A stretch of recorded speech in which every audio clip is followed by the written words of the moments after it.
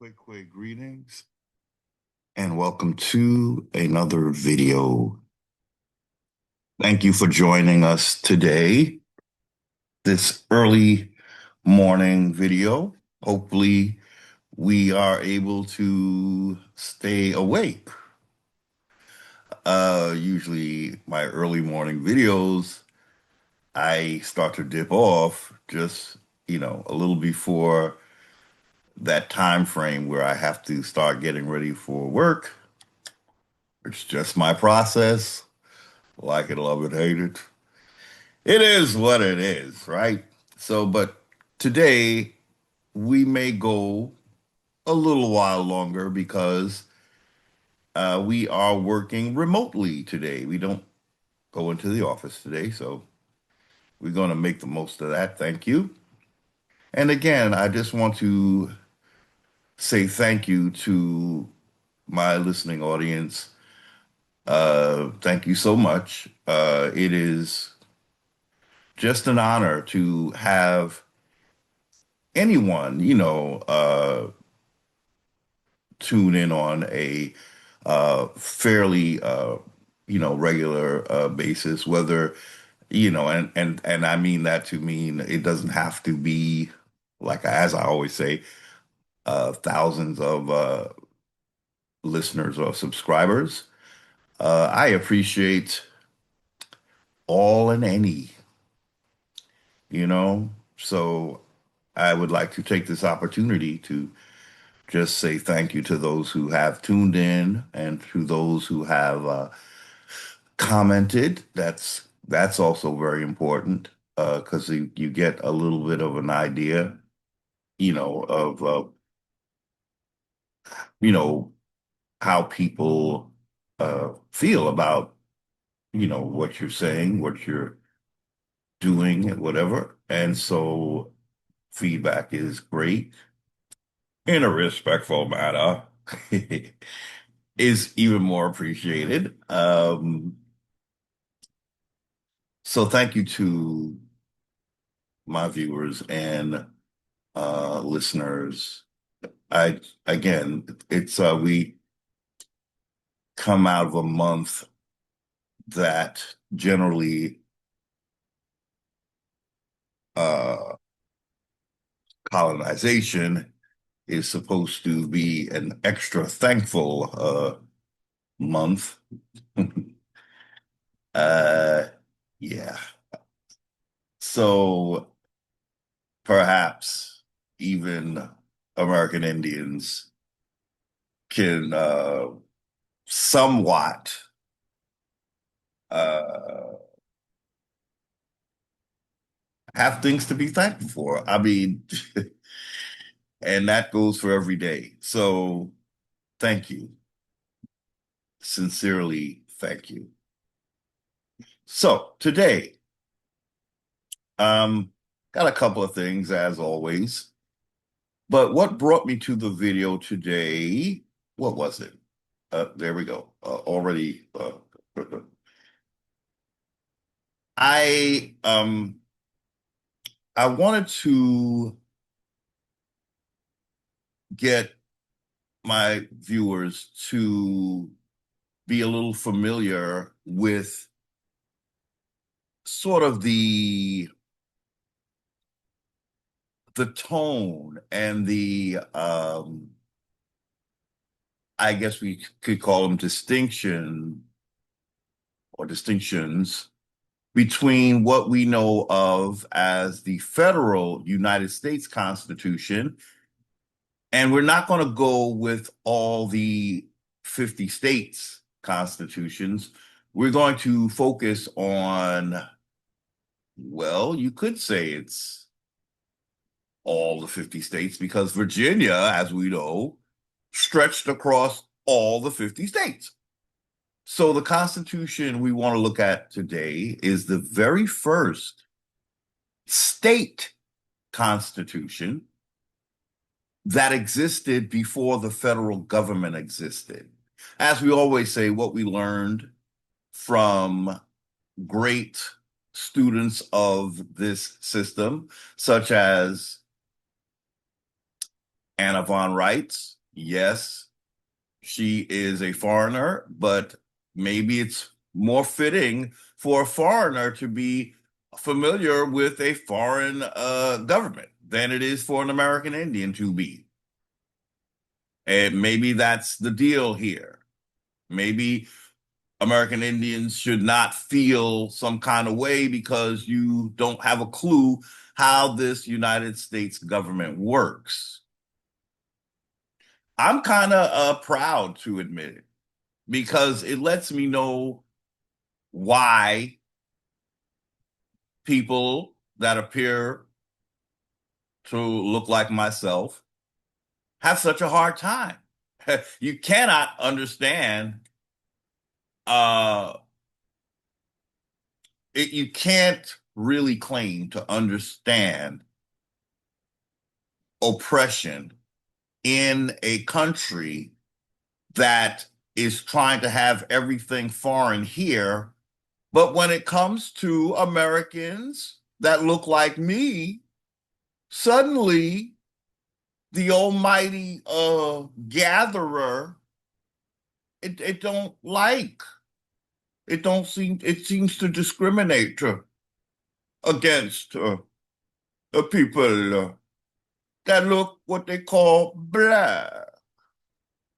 But you want you aren't you the melting pot? Get your swirl on, come on, isn't that what you're all about? United States? Well, no, that's not what they're all about. And so it makes sense that we don't understand this because it doesn't make sense. American Indians, I'm talking to you. Doesn't make sense to you. The one thing that seems to be left out of all of the happy joy merry-go-round at the amusement park. Why do you have such a hard time, American Indian? Oh, well, that's why. You're not supposed you they figured how can they be happy? We came, stole their land, and inviting everybody here. We expect them to be some kind of way. So that's why we make sure that we oppress the American, the original American. They ain't doing this to Native Americans, right? They don't get the level of discrimination that quote unquote American quote unquote Negro gets, right? No, nobody got to talk about it. It's the truth.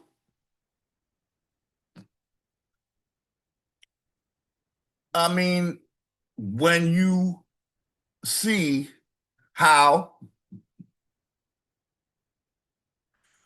American Indians are portrayed in most any Hollywood movie, they're going to look like the Native Americans, right? So what they're getting is a level of respect by being the face of the original Americans, although they're not the face of the original Americans. Like Lucia. Please see our video on Lucia. I think there are a few videos we've done that are must watch type of videos. Lucia is one of them. And as of late, you may have heard me refer to the two videos we have done on turtles and the notion of a turtle island. That is a must. That is a must. It's a must see because that shows us how extensive the misinformation is. It is almost universal, I see, to associate American Indians as calling this landmass Turtle Island. But yet, when you do even a little bit of research, I didn't even feel like that, that really was not that deep of a dive. It's like, honestly, you do not have to go too very deep. No one is saying you can't go deep. I'm just saying a lot of times it's not even necessary to uncover the bullshit. Okay. Oops, that's our first. Mhm. Uh, we just looked to see what we could find about turtles, right? That's what we did. And so we effectively deduced that there is no way that true American Indians would ever call America, the Americas, Turtle Island. Now, Native Americans would. Native Americans would call our landmass Turtle Island because, like the turtle, they are immigrants to the Americas. That is what we learned. Turtles are not indigenous to the Americas. But Native Americans, on the other hand, might like turtles because turtles come from where they come from. And that is the one little piece of their own legacy that they carry. It's a turtle. So whose legacy is the turtle actually carrying on its back? It is the legacy of Mongolians. Turtles are from Mongolia, is what we learned. Now, you can best believe they are changing that narrative as we speak. And I bet, now at the time we did that video, we found what we found, right? I can almost assure you that to do that, try to attempt to do a video like that these days, you're going to find that the internet has been washed. I'm pretty certain of it because this is one of those things that this is a slip in. This is a major slip in to have not just Mongolians refer to the Americas as Turtle Island, but many quote unquote Negro original Americans are also on that. So that's a problem.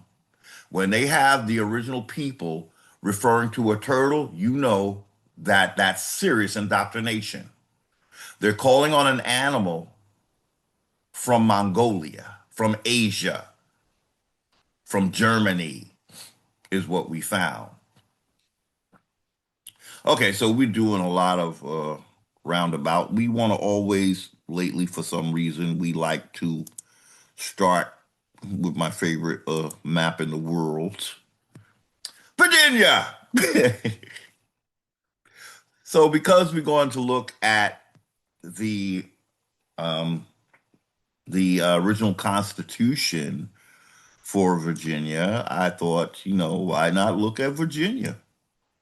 Now we're gonna have to line up the dates though, because as we know, this is the grant that King James got, or the charter that he got to claim our entire landmass from us. Now, did he get that charter from us? We deduced that that's not possible because of the way it went down with King. I have to stop referring to Powhatan as a king because I really don't see him as one of these European kings. So I prefer to refer to him as Chief Powhatan. The way it went down with Chief Powhatan, including the actual abduction and kidnapping of his own daughter, I do not think it was amicable what went down. If this would, since when do you see two countries involved in any kind of transfer or business action, transaction that involves one of them getting their daughters or any of their children kidnapped? When's the last time we've seen that in history? And now I guess AI will have to produce that because, everything works against American Indians, okay? Let's be very clear. Everything that an American Indian did not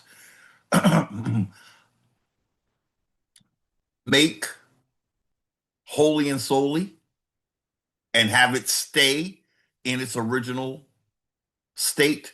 Everything that an American Indian did not create is working against him, is what we're saying.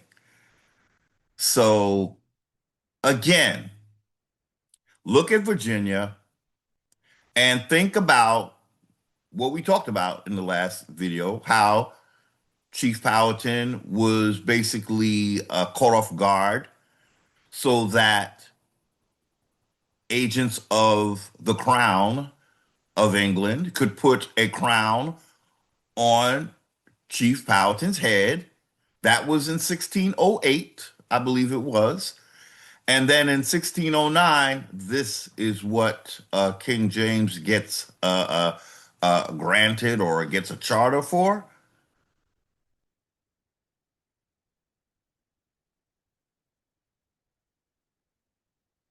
Uh, Chief Powhatan wasn't even trying to give the best part of his land to Britain. Why would he agree to give Britain the entire landmass of American Indians? Where do we go when a foreigner takes this much of our land? Well, they did stuff a bunch of us in Canada, apparently, right, Algonquins?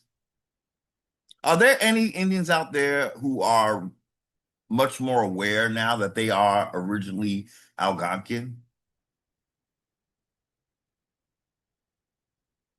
So I don't think it's that they pushed us into Canada. We were already there. What I should say is they started calling us black. That's what happened. All American Indians across this land that you're looking at and above and beyond to it as well. In other words, in the area known as Canada and the area known as Mexico, all of those American Indians are now called black. The only ones who are possibly not are those Negroes in the Iroquois Confederacy and those few Negroes in the five civilized tribes. They are the only possible things that are not called directly black. But I can't even say that. Sorry, let's rewind. Let's rewind. The Negroes in the five civilized tribes, in fact, are still black. My bad. I'm so sorry. How could I get this wrong, right? The coffee's right there looking at me. I done made coffee, y'all. I tried to anticipate the yawning you know, that will occur. And I have my cup of coffee right here. I have not sipped it yet. I should have, perhaps. But unfortunately, ladies and gentlemen, we are not ever supposed to be American Indians like carte blanche like that. We have to come from Africa. And unfortunately, this is what Cherokee, Chickasaw, Choctaw, Seminole, Creek, and the Iroquois Confederacy Indians have agreed to, y'all. So when you hear me going off on the five civilized tribes, particularly the Negro ones and the Iroquois Confederacy, and you're wondering, what kind of BS is this Negro on? That's the kind of BS I'm on. The fact that those who would be called American Indian in this American Indian landmass are agreeing to claim coming from Africa. So there are two different types of Indians here in America that are lumped together as Negro, but they're two different types of Indians because half, no, I can't even, I don't know, I don't even know if it's half. I don't know what the numbers are, but let's just say the numbers are not too good because it's the narrative of the civilized Indians, of these five civilized tribes, that is being heard the most. And what are they telling the world? They're telling the world that we originated in Africa. Okay. Now, again, we don't advocate any kind of violence, yo, but our words, they might incite violence, but they are not meant to be violent. If the truth makes you upset, oh well. And if you think you're going to fight the truth, good luck with that. So, again, we advocate peace, nothing but peace. But when we say that there are some delusional American Indians that are still acquiescing to the notion of an out of Africa theory, we said what we said, right, y'all? Let me help you help yourself to becoming 100% American. Let me help you. Clearly, I do not subscribe to an out of Africa theory. So when face to face with Negroes who do, I homie not biting, okay? Like it, love it, hate it. I'm not doing it. If you want to be from Africa, go right ahead. Go right ahead. But just don't get mad when real American Indians say, "Oh hell no, I'm not from Africa. I've been here and I was here. I am not like any other immigrant." And do not try to lump me together with them, because magically something happens and the American Indian ends up on the bottom of that dunghill. Okay? So no, we don't, on this channel, there is no such thing as an out of Africa theory. Okay? Let's just cut to the chase. If you wanted that, I invite you to please tune out here. Okay? So that is the problem with the civilized Indians. In case we have not said it almost each and every time we get on this video, but it it is something that I don't mind saying in every way possible.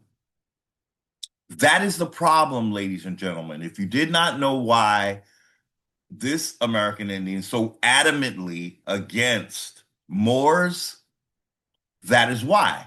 When a Moor comes to town, suddenly you are no longer the person that he met when he got here. He's saying, you came with me. And you got to look at that nigger and say, you are absolutely delusional. I was here when your ass showed up, okay?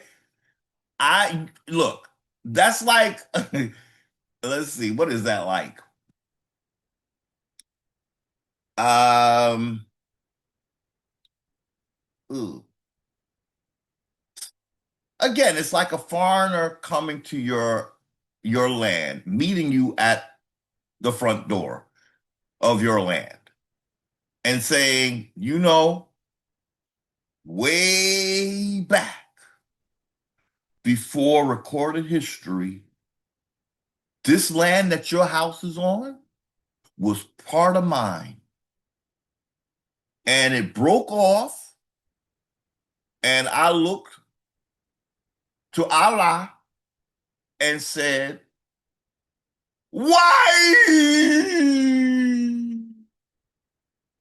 Well, what I'm thinking Allah would have answered is, who are you to question if I separate the lands?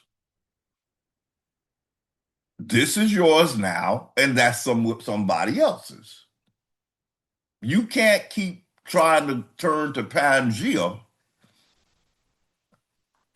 to take what I done separate you from. After all, you are monotheistic, and these heathen that you call them, they ain't they don't believe like that. So perhaps I don't want you to be together because all you gonna do is go rabid and try to kill these people in my name. Anyway, look, but do you get what I'm saying, ladies and gentlemen? When you have someone so desperate for your land that they will go outside of recorded history to say that, well, once upon a time on one landmass that wasn't so far away when before it split, this was my land. Ladies and gentlemen, do you understand what's happening when someone does that? That has to be like what they say. That's what you say to all the girls. That must be what all colonizers say. That's what all colonizers must have. If they're very well, if they're quote unquote black, that's what they will say. Because blacks are the first thing. They're gonna say you was the first thing, but this was all one landmass, and then it broke off, and we still want to keep the piece that broke off, even though that's not how the rest of the world sees it.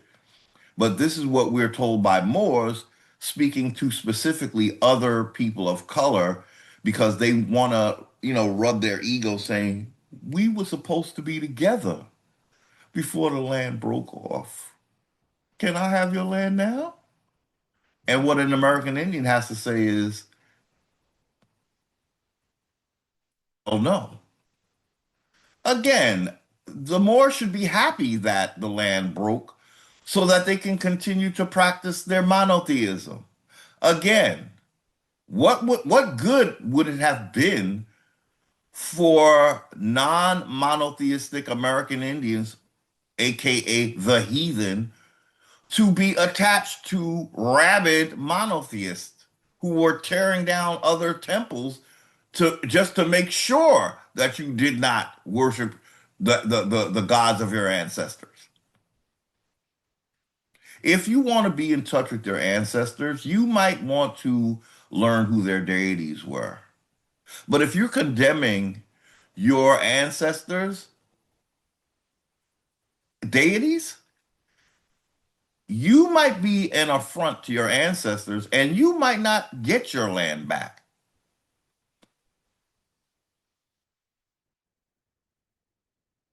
If you cut off your own roots, a tree survive that when it's cutting itself off. But I think you have to go further and realize when you gravitate to the gods of your ancestors, yes, we said that,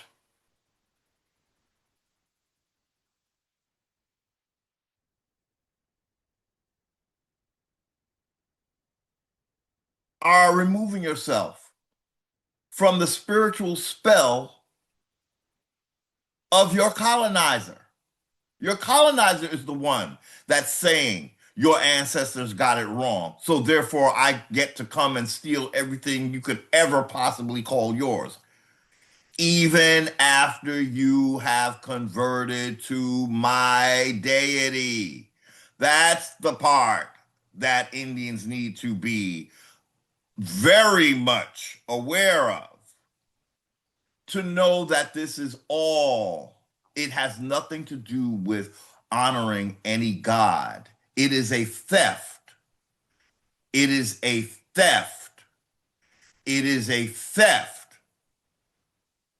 You were the heathen American Indians. I'll say it and I'll keep saying it. You were the heathens. That's why your land was stolen from you. That's why your identity was erased. That's why your history was erased. When you reawaken and you have now been converted to your colonizers' deities and religions, the conversion itself has made you a foreigner. The itself, in your colonizer's eyes, means you didn't exist when he came here because you were heathen. So he converts you, but the ironic thing is he does not give you your land back. So what does that mean, ladies and gentlemen? It means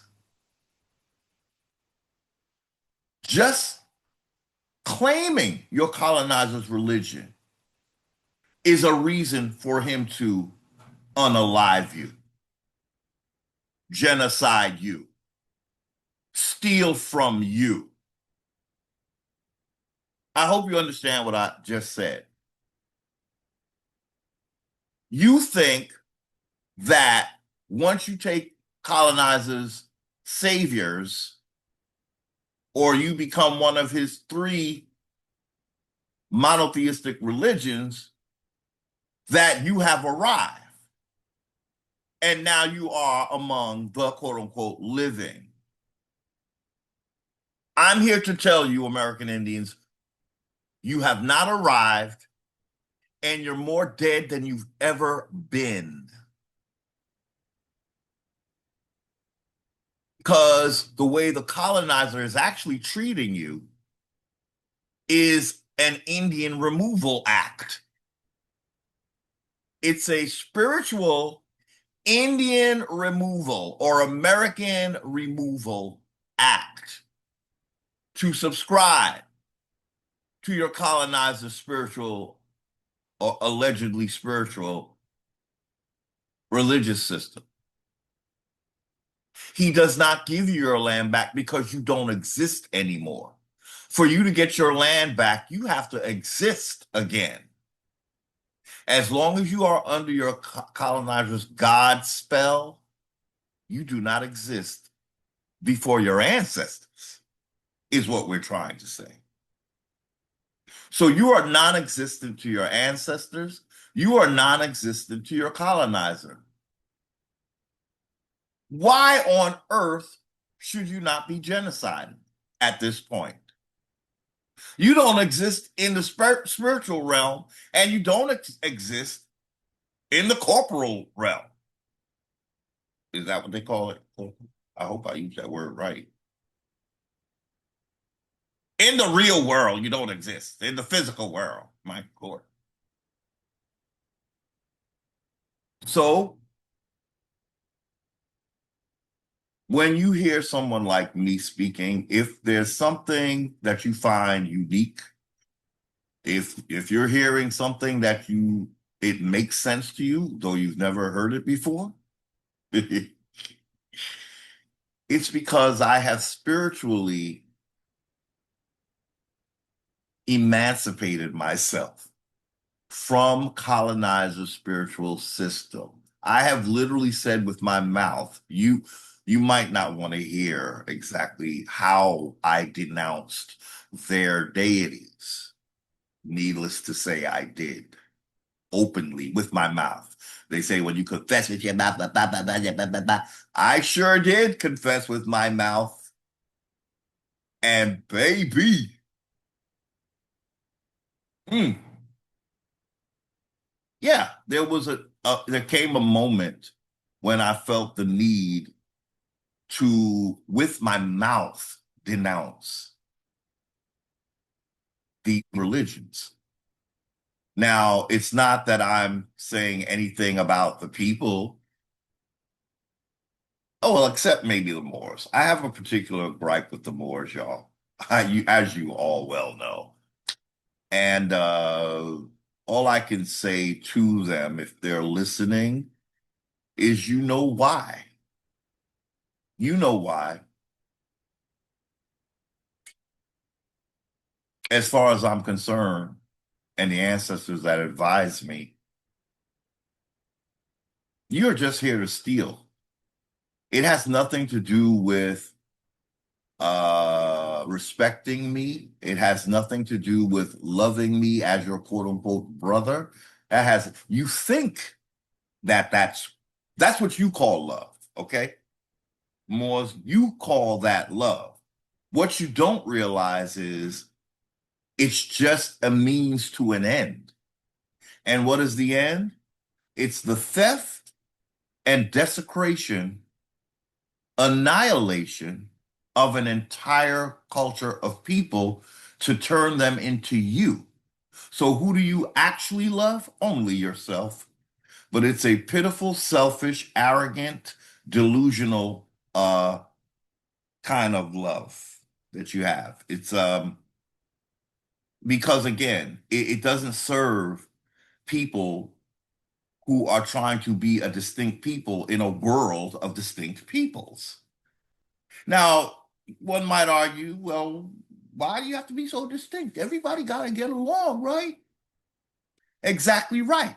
So if you have religions that are not helping people to get along, and you're trying to push that on me, I'm talking about Moors, y'all. I'm talking about Negropeans, no other people. Just let's just be clear. If you are Caucasian and you feel in some kind of way because you feel I'm talking about your religion, let me assure you, I'm not talking about you or your religion. And I say that respectfully. I know who my enemy is, and it ain't you, okay?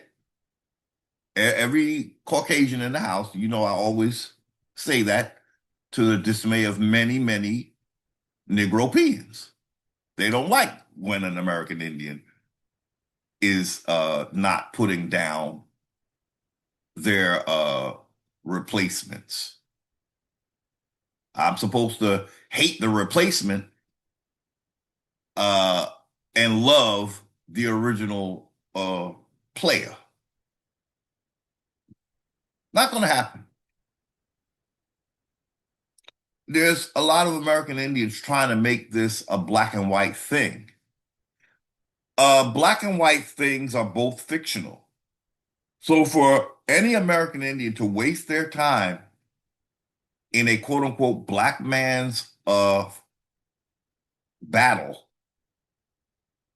you're wasting your time in a black man's battle when you're an American Indian and you got bigger fish to fry. Because you got to understand that, again, this is not a black and white thing unless you're black or white. A Negro has to be an American before he can even speak because as a black thing, you don't have a voice. So we've done enough pontificating and we ain't even got to the first slide besides this one. Look at Virginia, y'all. Who's associated with Virginia? Chief Powhatan. His daughter known as Pocahontas.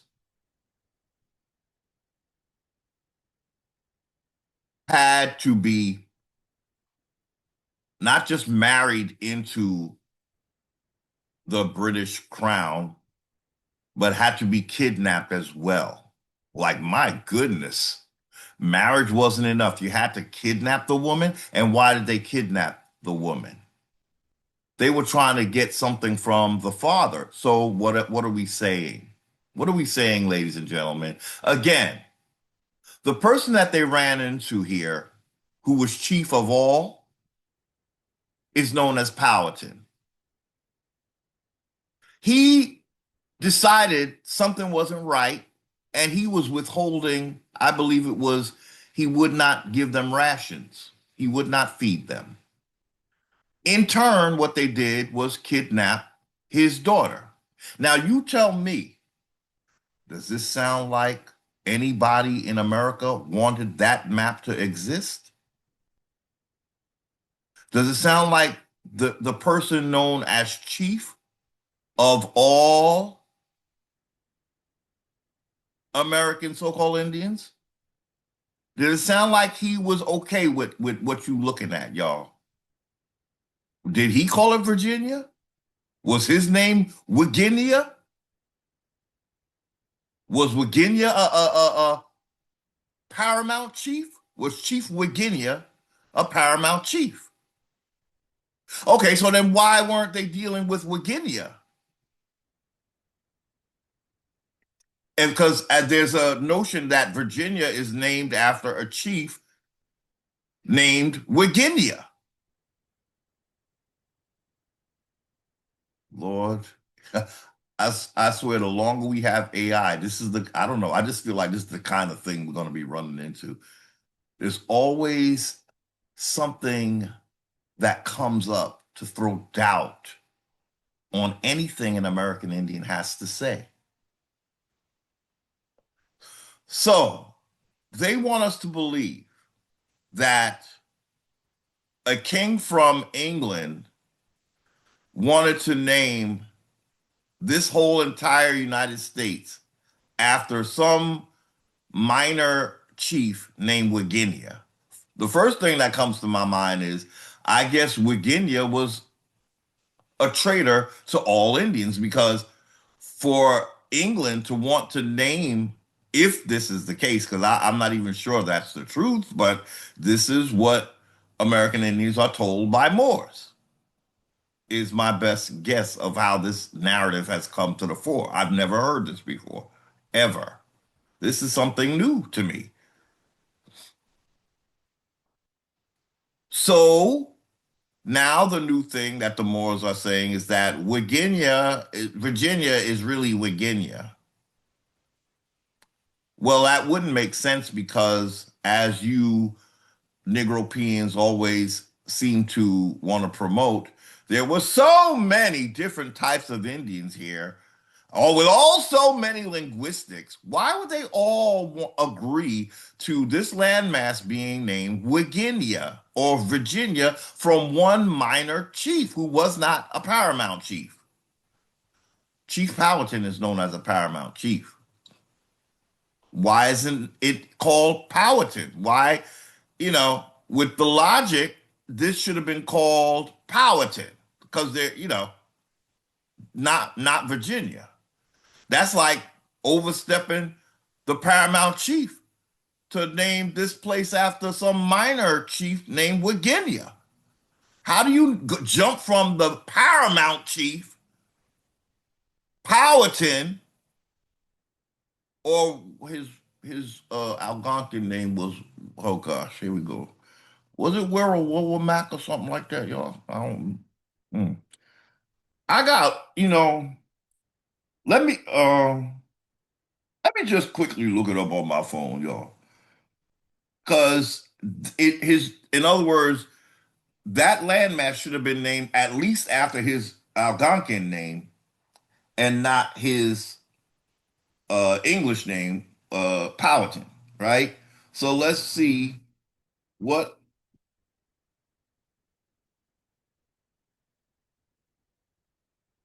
uh Powhatan, Powhatan original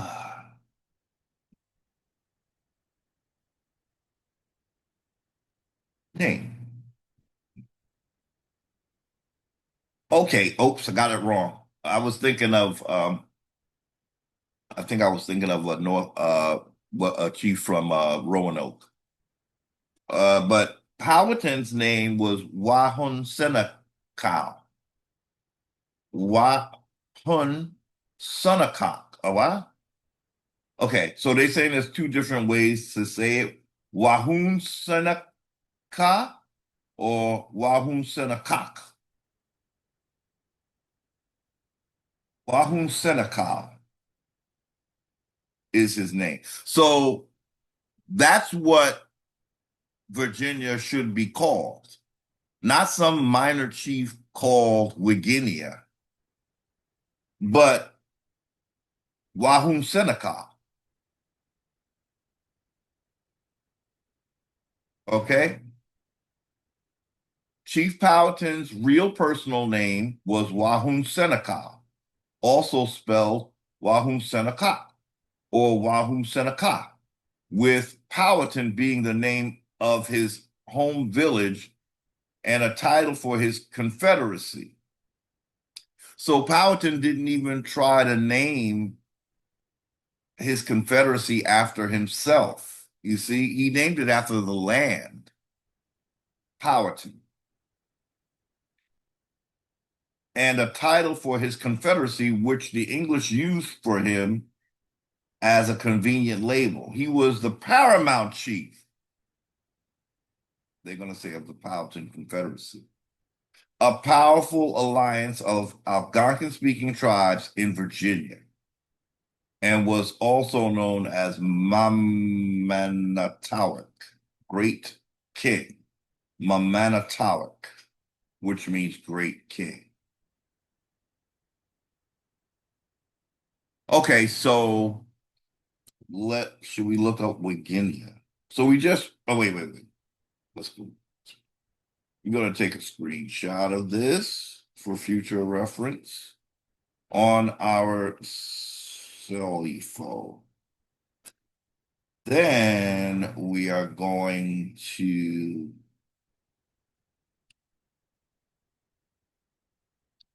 look really quickly, pardon, ladies and gentlemen. We just want to read a little bit about Virginia, Chief Virginia. Okay, Chief Virginia. What do they got to say about him? Okay. Okay. Uh,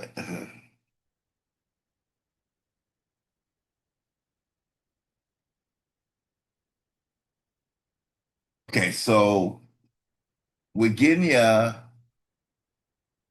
is later known as Pemisapin, was the principal Werowance or chief of the Secatan and Roanoke peoples during the first English attempts to colonize North America in the 1580s. Okay, historical significance. He was the first Native American leader encountered by English explorers Philip Amadis and Arthur Barlow in 1584. Arthur Barlow. Initially hospitable, he facilitated trade and sent emissaries like Manteo and Wanchese back to England to influence colonial support. Naming Virginia, English reports to Queen Elizabeth I stated he ruled a land called Wingandacoa. Wingandacoa. Okay. This influenced her to name the colony Virginia, alluding to her status as the Virgin Queen. You see, that's what I'm familiar with, that King James saw Virginia as meaning virgin, you know, and associating it with the Virgin Mary. That's what I was aware of, as well as the fact that Maryland is also a reference to the Virgin Mary, from what I understood. So there you have kind of two references to something more biblical. Why, you know? Um, so yeah, sorry, I had a call coming in, but I can't take it right now. So it's like there's a little mixing and matching going. See, there's always some kind of dual story. Um, oh, Virginia died in 1586, June 1st, 1586. Okay. So it seems like they're now saying this was the first American Indian, not Native American. Leader encountered by English explorers Philip Amadas. Oh, wait a minute.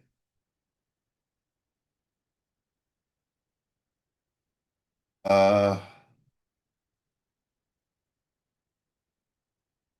Heyo and Wanchese. Okay. Okay. To influence colonial support. Hmm. Okay.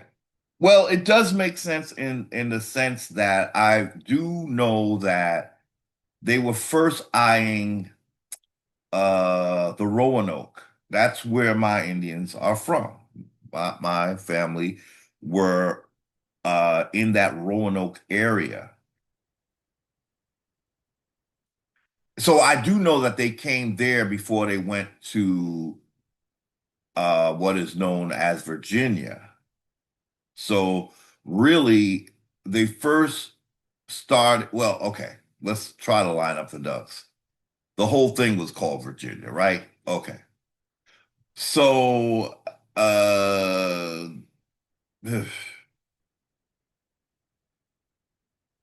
we have two encounter. Let's break it down this way. Regardless, both of them were Algonquin speaking Indians, Virginia and Powhatan.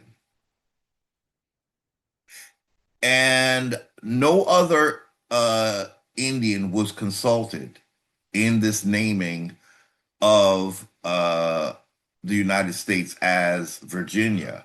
It at the common denominator here is that this is all Algonquin. Has nothing to do with Iroquois.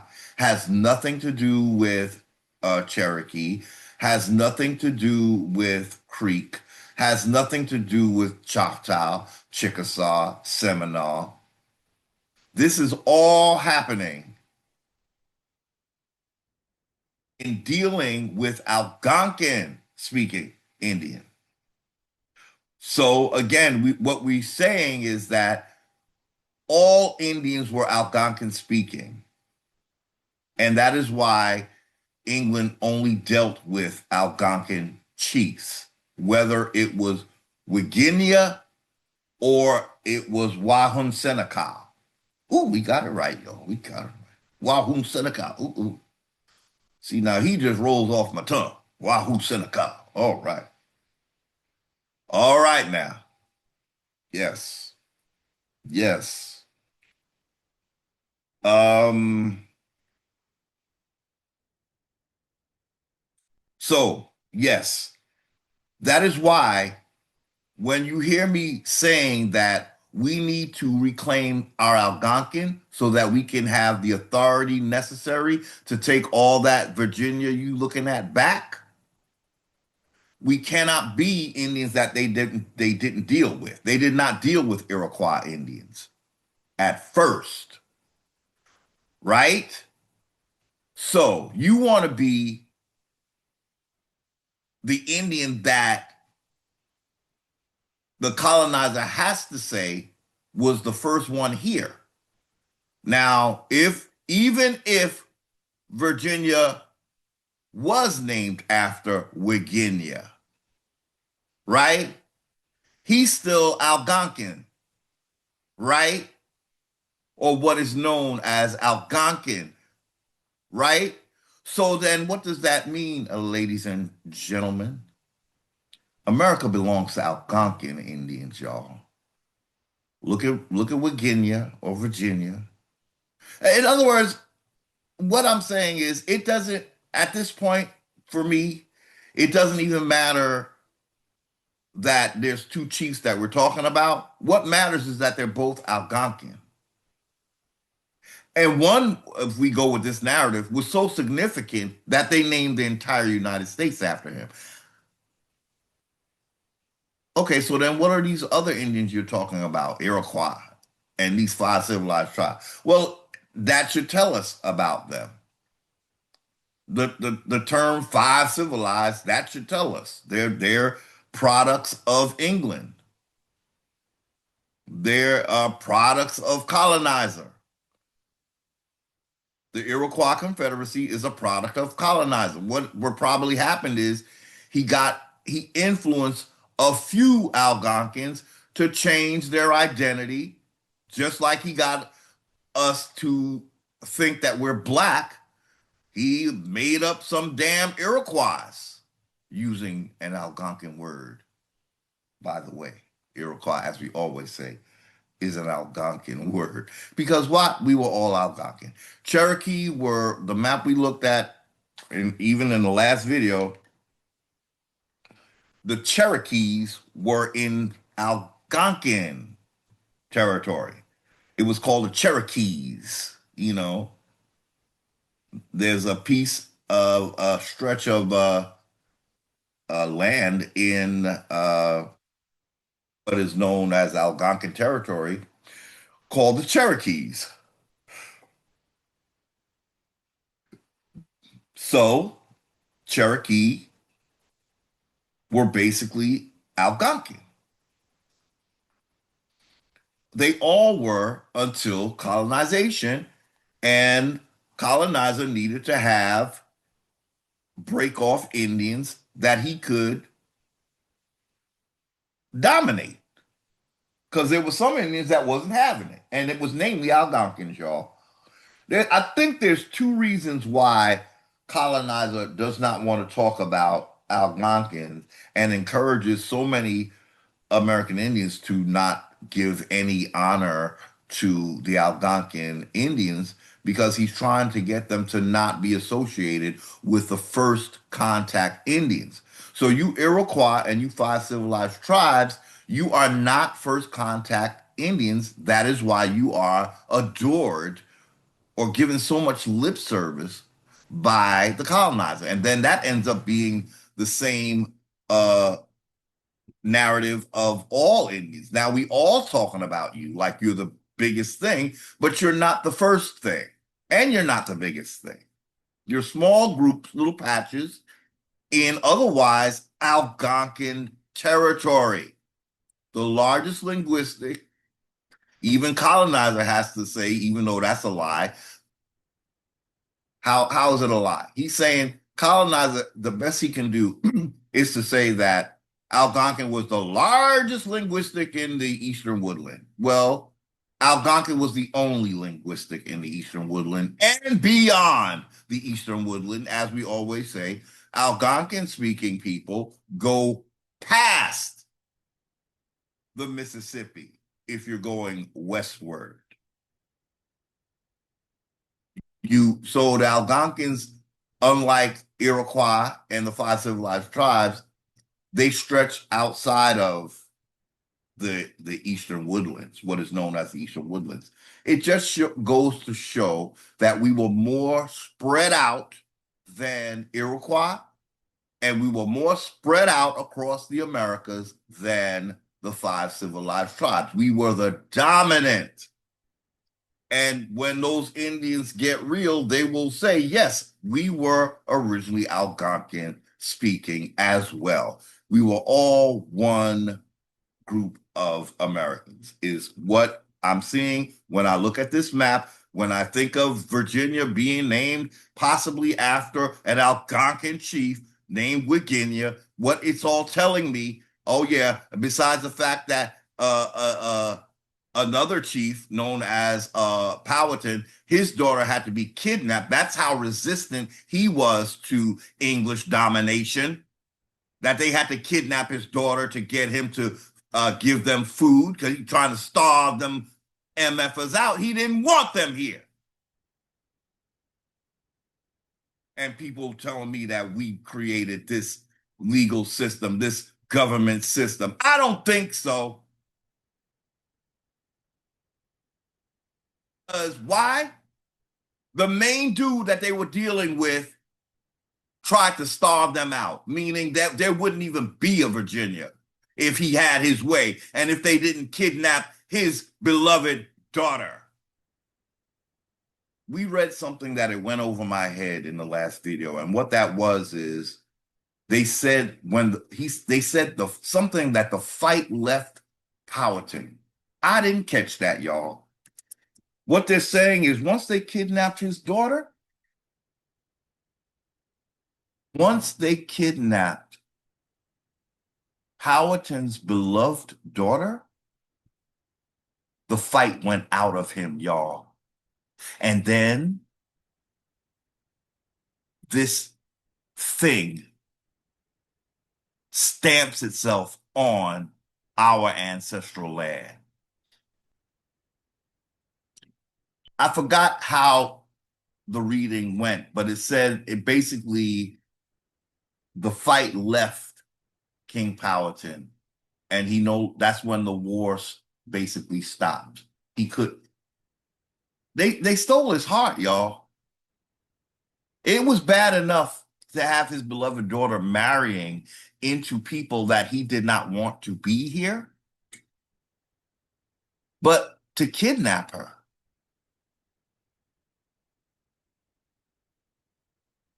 I want to again. How is this looking like American Indians agree to any of this, y'all? If you don't tap into your Algonquin, you are in full agreement with colonized. I hope you know that, civilized tribes.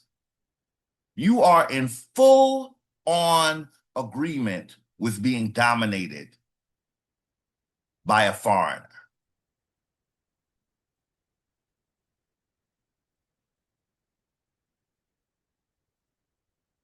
Powhatan was no more good, as they say, after they took his daughter. Make light of it. When you read about it, I remember there was a lightness about it. Like, well, it was just a political thing. It wasn't harmful thing. It was just that they wanted to get him to do something. So, can you imagine how you would feel if someone kidnapped one of your children to get you to do something? Is it light? Is it friendly? Is it cordial? Is it amicable? Do y'all understand what it means when a parent their child kidnapped in order to get them to do something?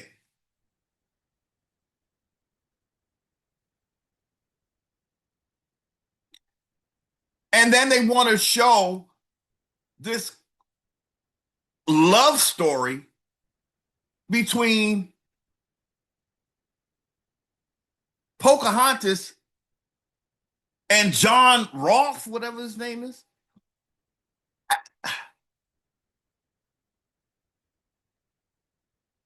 What if we were to see a movie about the anguish and the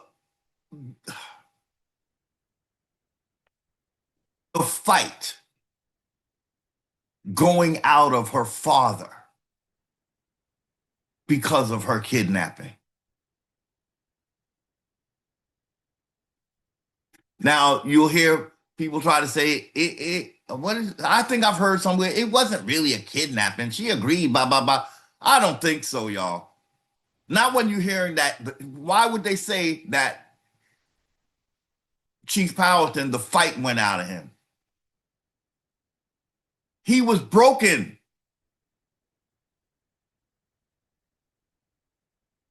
They crown on this man's head that he refused to kneel for, but they had to put that crown on his head. Then they kidnap his daughter.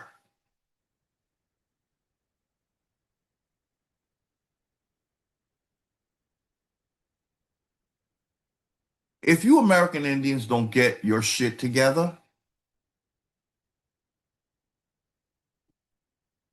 believe the ancestors would be justified in wiping you off of the face of the earth.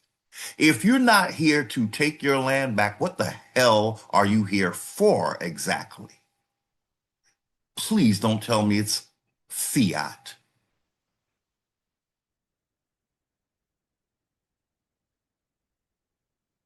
I was having a conversation with someone who I often uh, converse with, and somewhere in our conversation, I realized how easy it must be for this government to take us for a few uh, million or thousands of fiat.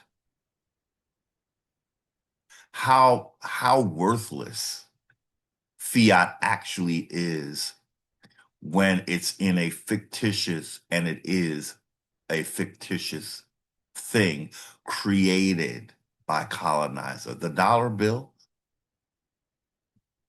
is a creation of your colonizer. So he gets to buy you with something that's his, that's something that is of no sweat off of his back, save a mass printing facility, money that's backed by nothing.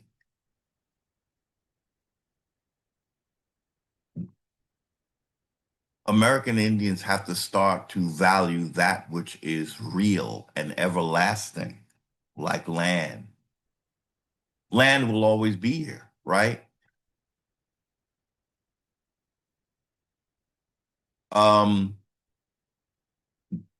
you can live off of land without any money when it's your land.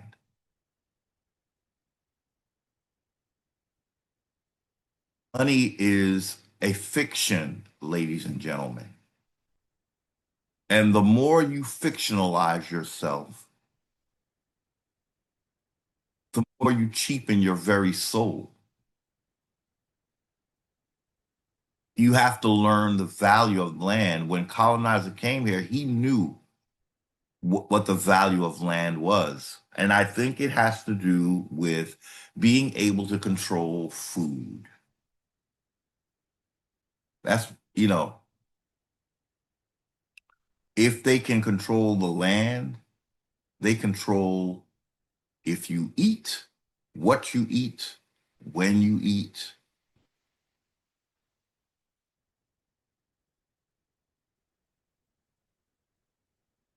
Money is just something that they throw at you in exchange for your land,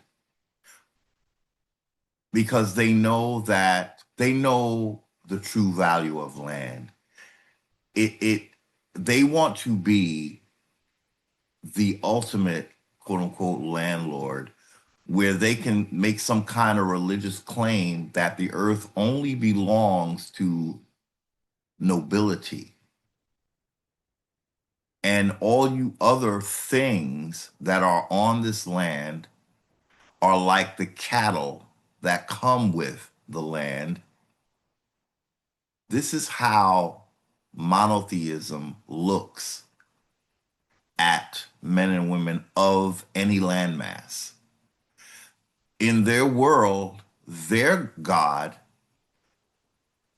tells them that the whole earth belongs to them, and anything on it also belongs to them, even if it's other men and women that are just like them. They have been reduced to cattle. I was very shocked to see Candace Owens in a recent video go there. It's not often you hear this, that the religions that many of our American Indians are just, oh my gosh, and so in love with, among that, there is a notion that you are cattle. If you're not nobility, and especially if you're classified black, which all American Indians are, and you are boo loving on their deity and their religion, and you've become vampires, drinking blood, cannibals, eating a ritualized flesh, and you don't understand that you are seen as cattle, a cow,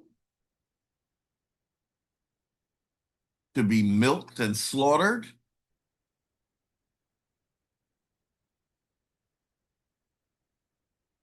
If you are not considered nobility, if you are not considered of the quote unquote chosen,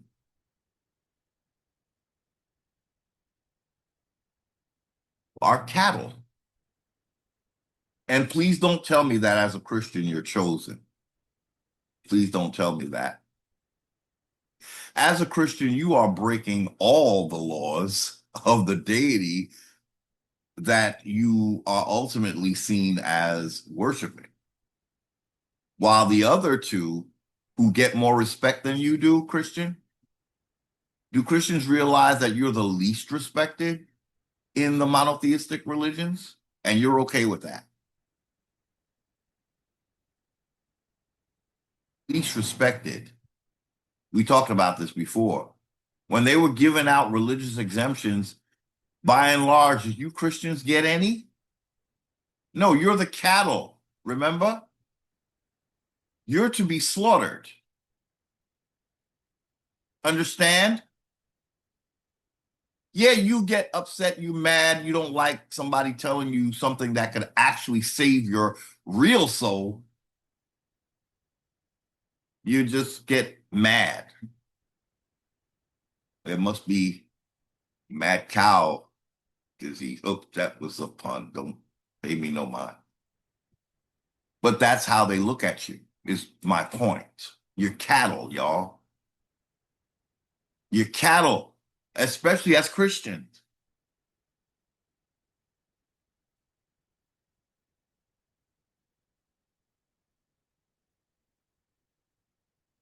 But you don't have to be. This is your land. You hold the bag.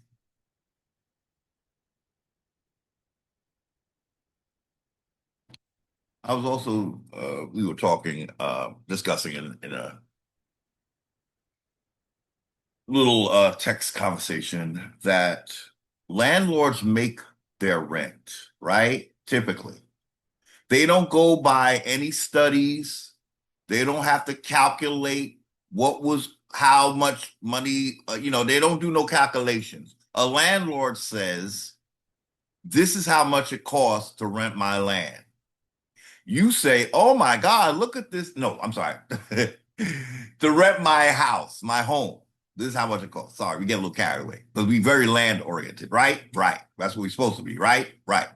But a landlord, it is land that he's talking about, but he has something on his land, like an apartment or a house. And when you come to look at it, you might say, oh my God, what a dump. You want how much for this? And he looks at you dead in the eye. I said it's $5,000 a month for this studio. But it's a studio. I know. You want $5,000 huh? Said what I said. Take it or leave it. What is our point today?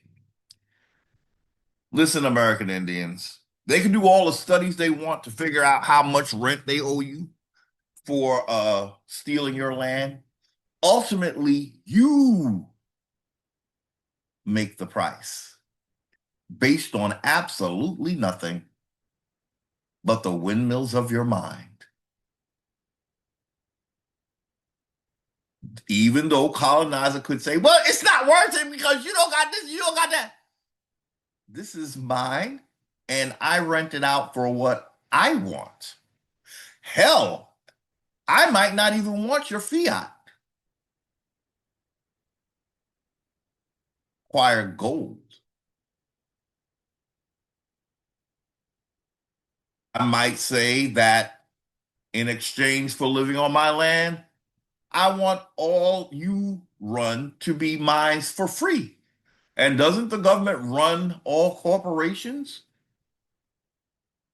Basically, they the boss of corporations. That's why you don't want to be in an incorporated tribe because you might as well be, I think, something below a citizen, actually. And I thought there's nothing lower than a citizen in this system when you're an American Indian. I think being a corporation is even worse than being a citizen because a corporation, how do I say this? All the laws of a corporation are being made by, they're regulated by in commerce, right? At least a citizen originally said what they wanted, right? And the corporation, not so much. Anyway, we are talking and talking. I guess it's been a while, y'all. That's why I realized sometime when it's been a while. Okay, so what we looking at Virginia. Now we want to look at, oh, we had this. Well, this shouldn't have been the next.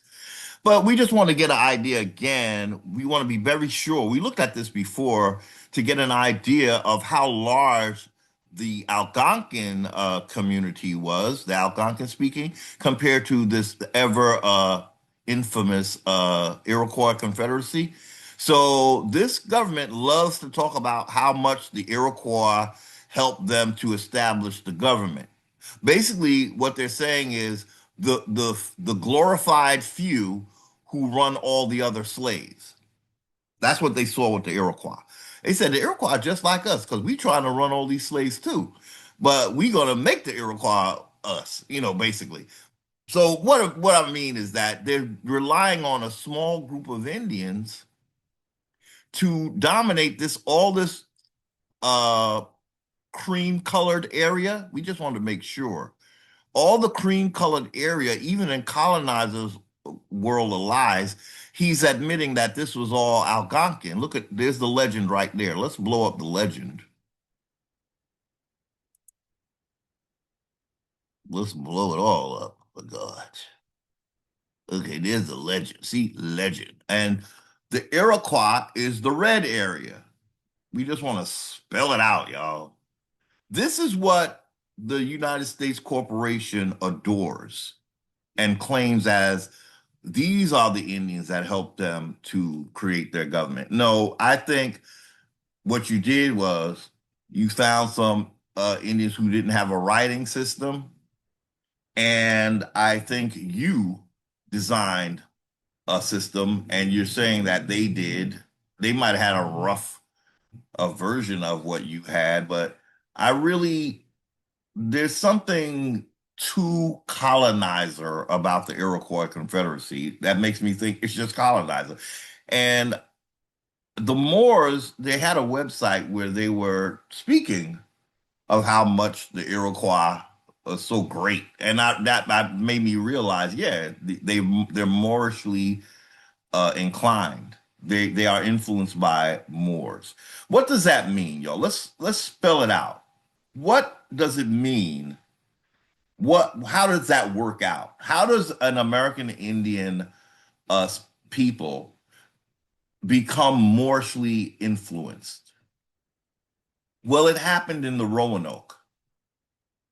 And what that looks like is you have foreign males that look like American Indian males, but they're not. They marry into, for instance, an Indian tribe, and then that tribe slowly transforms into a foreign thing because the Moor is coming with his spirituality that is basically uh, giving him a dominance spiritually and politically. over American Indians because American Indians are heathen. And there is absolutely no way around that one, guys. We have been known as heathen ever since Columbus set foot here. And that did transfer to North America as well, although I think North American Indians don't think so. North American Indians have been so colonized that they don't remember that they never had Christianity on this landmass before colonizer arrived. They didn't have Islam. They didn't have Hebrew Israelitism. So American Indians are basically younger generations of American Indians who don't know what their forefathers believed and would basically condemn what their forefathers believed, which is why we are a condemned people. That's the only way I will accept that we are condemned. We are not condemned by the Judeo-Christian God whatsoever. We are condemned by the gods of our ancestors, in as much as we refuse to even comprehend that we are not supposed to be Christian.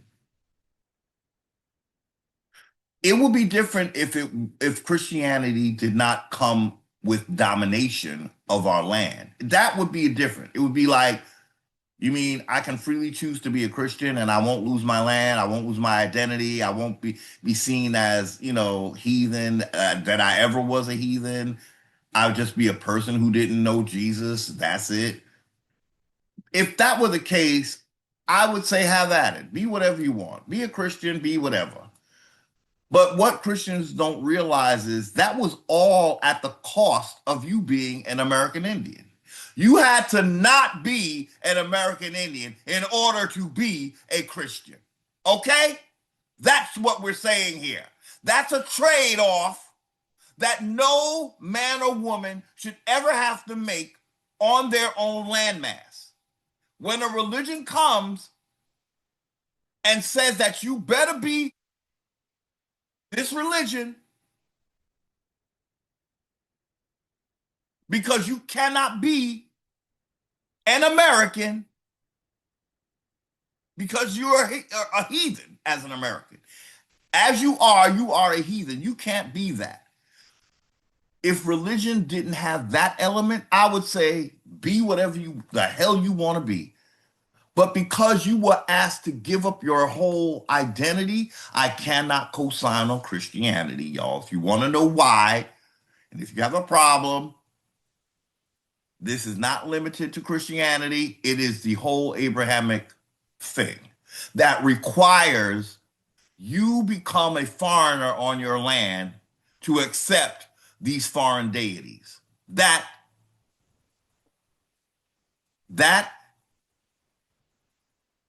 should be a crime. Okay.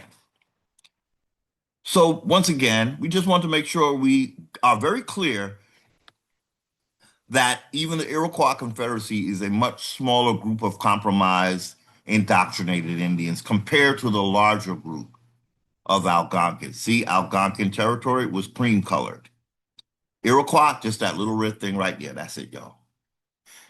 What we want to say also about this is that clearly, if we were at enmity, if Algonquins were truly at enmity with Iroquois, Iroquois would lose because they are surrounded by Algonquins. Okay, so what I'm saying is, whatever issues we had, they were only exacerbated and made worse when colonizer arrived because colonizer chose to weaponize these Iroquois. That's a fancy way of me trying to say they offered the Iroquois gunpowder. That's how the Iroquois dominated. No other reason, y'all. They were not smarter. They had no. Remember when we compared what made Iroquois so much better than Algonquin, and we found that there was absolutely nothing because all Indians knew how to grow corn, basically. So one of the first things they list as one of the Iroquois' biggest accomplishments in that article we were looking at is that they grew corn. Remember, we were saying, what did they what make succotash? Would they make cream corn? Why is grown corn special? The next, I think, was that they made longhouse. Longhouse? They're the first slumlords. Who want to live on top of each other in a long house? I want some privacy. That's what the Algonquins were saying. And plus, the Algonquins were too damn big to live in a fucking long house. Only the small little Indians can group in a little long house, be in everybody's business, eyeballing granny's tatas. Like, who want to do that though? That's what we were saying in the video, y'all. I was cracking up the other day watching. Sometimes I be cracking myself up, y'all. I know it's a little arrogant. I know. I'm sorry. But I just feel like it's coming. I just feel like it comes from the ethers. I don't need it just come it just so happens that it comes through my mouth, but I do believe comedy is just something that comes from the ethers and it hits some people more naturally, you know. Um uh so yeah, what we're saying is colonizer came and they couldn't defeat this all of these Algonquins. They had to get in the ear of this matrilineal group of Indians and say, "Baby, you the bomb. He don't treat you right. Let me show you how you can get more dominance that you deserve." So Algonquins are said to have been matrilineal and patrilineal, but Iroquois are strictly matrilineal. And I think that's because the Moors came and elevated them to like what they call it, a boss bitch. And then they done lost their damn mind and don't realize that, but you just basically allow for the genocide of every other Indian by giving into this patriarchy, this religious patriarchy, and you're the smallest Indians. So you the most dominatable, but you got, being empowered by a foreigner to come against your fellow brothers and then wonder why America is and why we get treated so badly in this system. Okay? Got to go back to being Algonquin, y'all. That's what the message is. We're not excluding you. We're saying that you had an Algonquin origin that you need to get reacquainted with. Okay? Really? Because you were the largest thing. As that large thing, colonizer couldn't defeat you because he couldn't get you to turn on other Algonquins unless you was Iroquois. And you married into. That's what our point was. The point I was trying to make before is how does a Moor infiltrate American Indians? He marries into your family. And little by little, he gently reminds you that you're not quite like me, but you can be with me another round in the hay, and maybe you'll be not so heathen as you are. The more you get with me, the more God loves you because now you're monotheistic. And a lot of, I was shocked that a lot of Indians don't even know what monotheistic means. I was dealing with some chiefs I used to deal with, and they didn't know what monotheistic meant. I was like, oh God, this it's worse than I thought. This is a chief. It's like you don't know. That's huh? That's what is dominating us. Monotheism, the belief in one God. Okay, when there are many gods. Okay, now that some Christians get scared when you say the blood, and then they go start wanting to sacrifice somebody for blood. Um, I have to remind you that even your Abraham, his ancestors were not monotheistic, meaning they believed in many gods.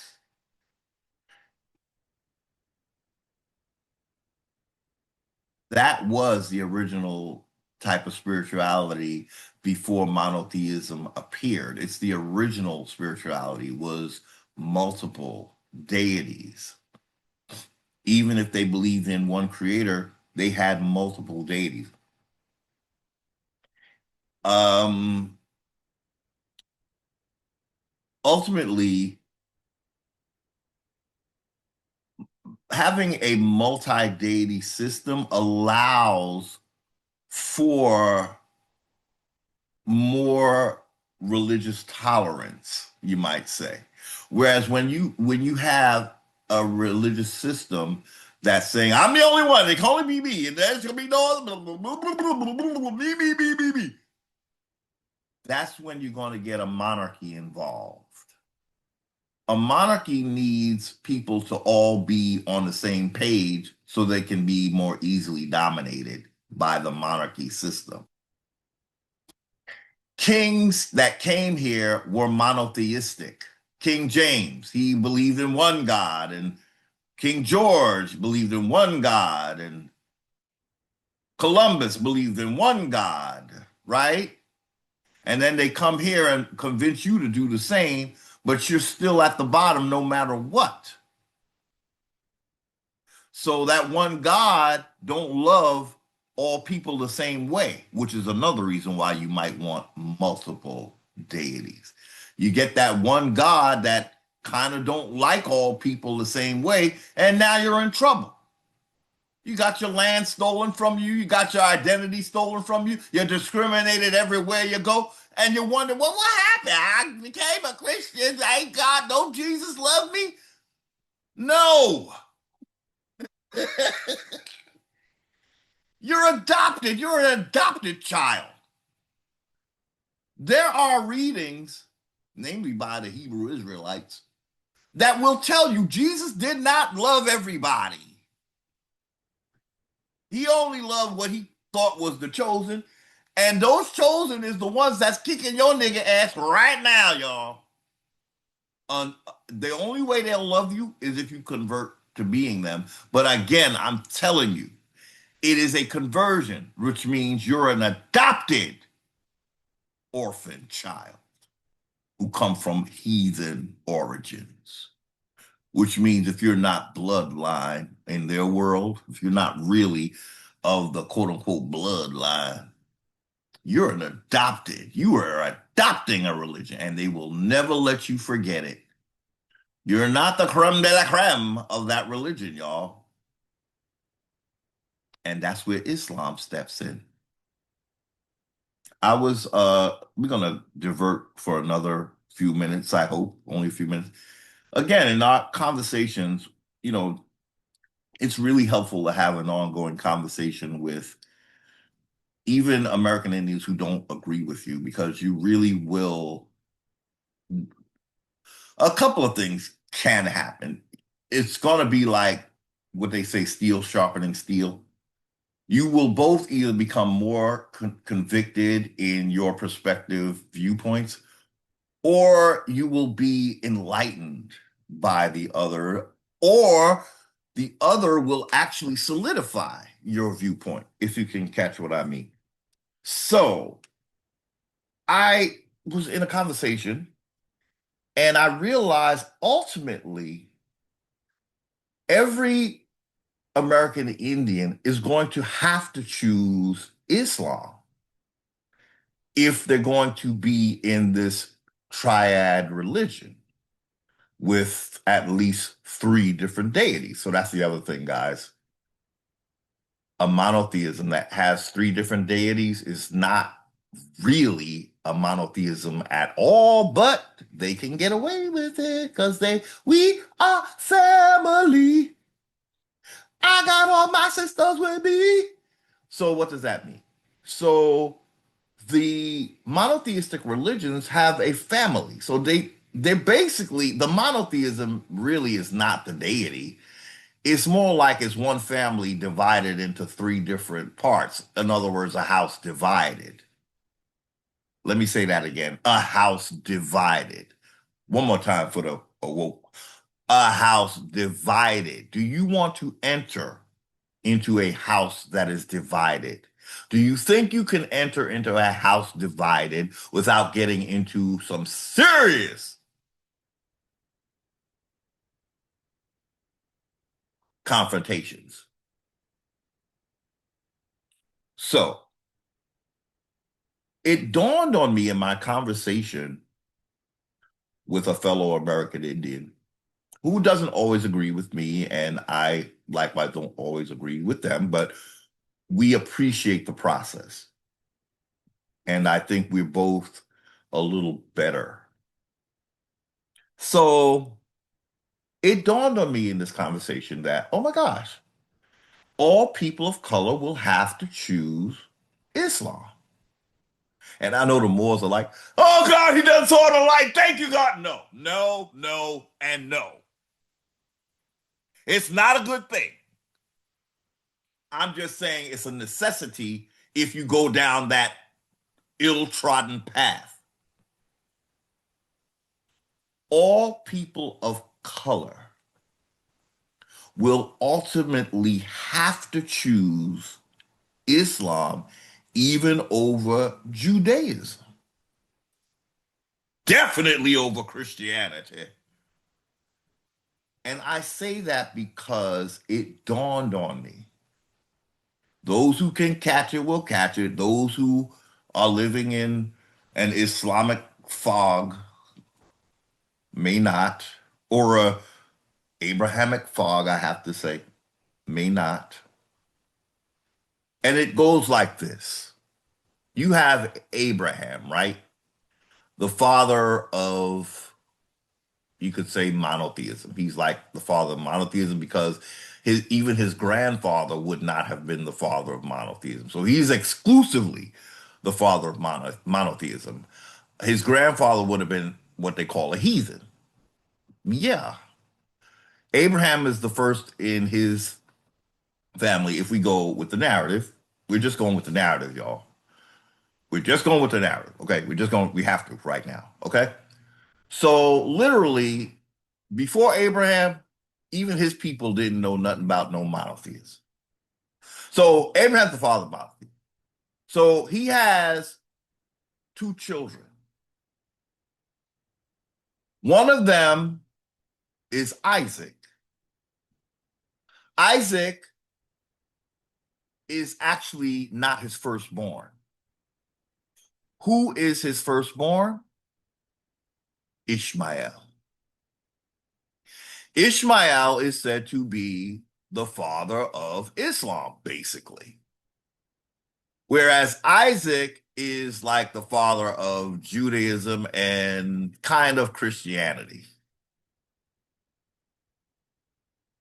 What I realized is if people of color are considered the firstborn of the earth, they would have to go with Ishmael because Ishmael's a firstborn.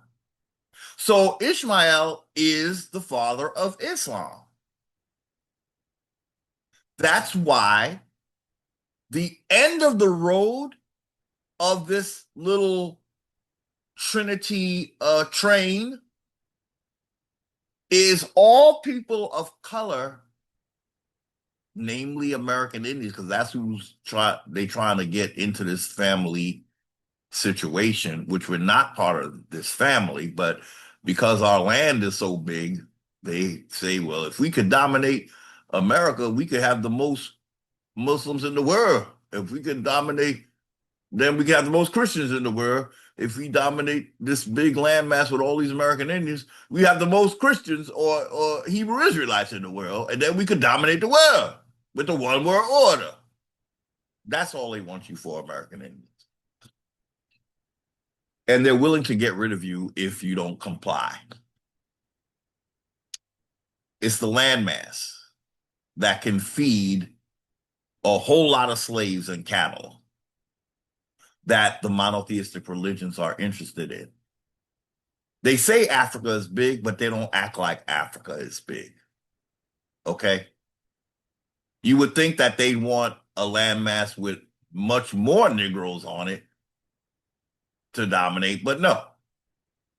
They said you can't eat gold if they got gold. You can't eat diamonds. But with all that plantation going on in America, if you all don't convert, we could starve your niggas out. Um, it's never gonna happen, y'all. The ancestors are here. We're not gonna starve.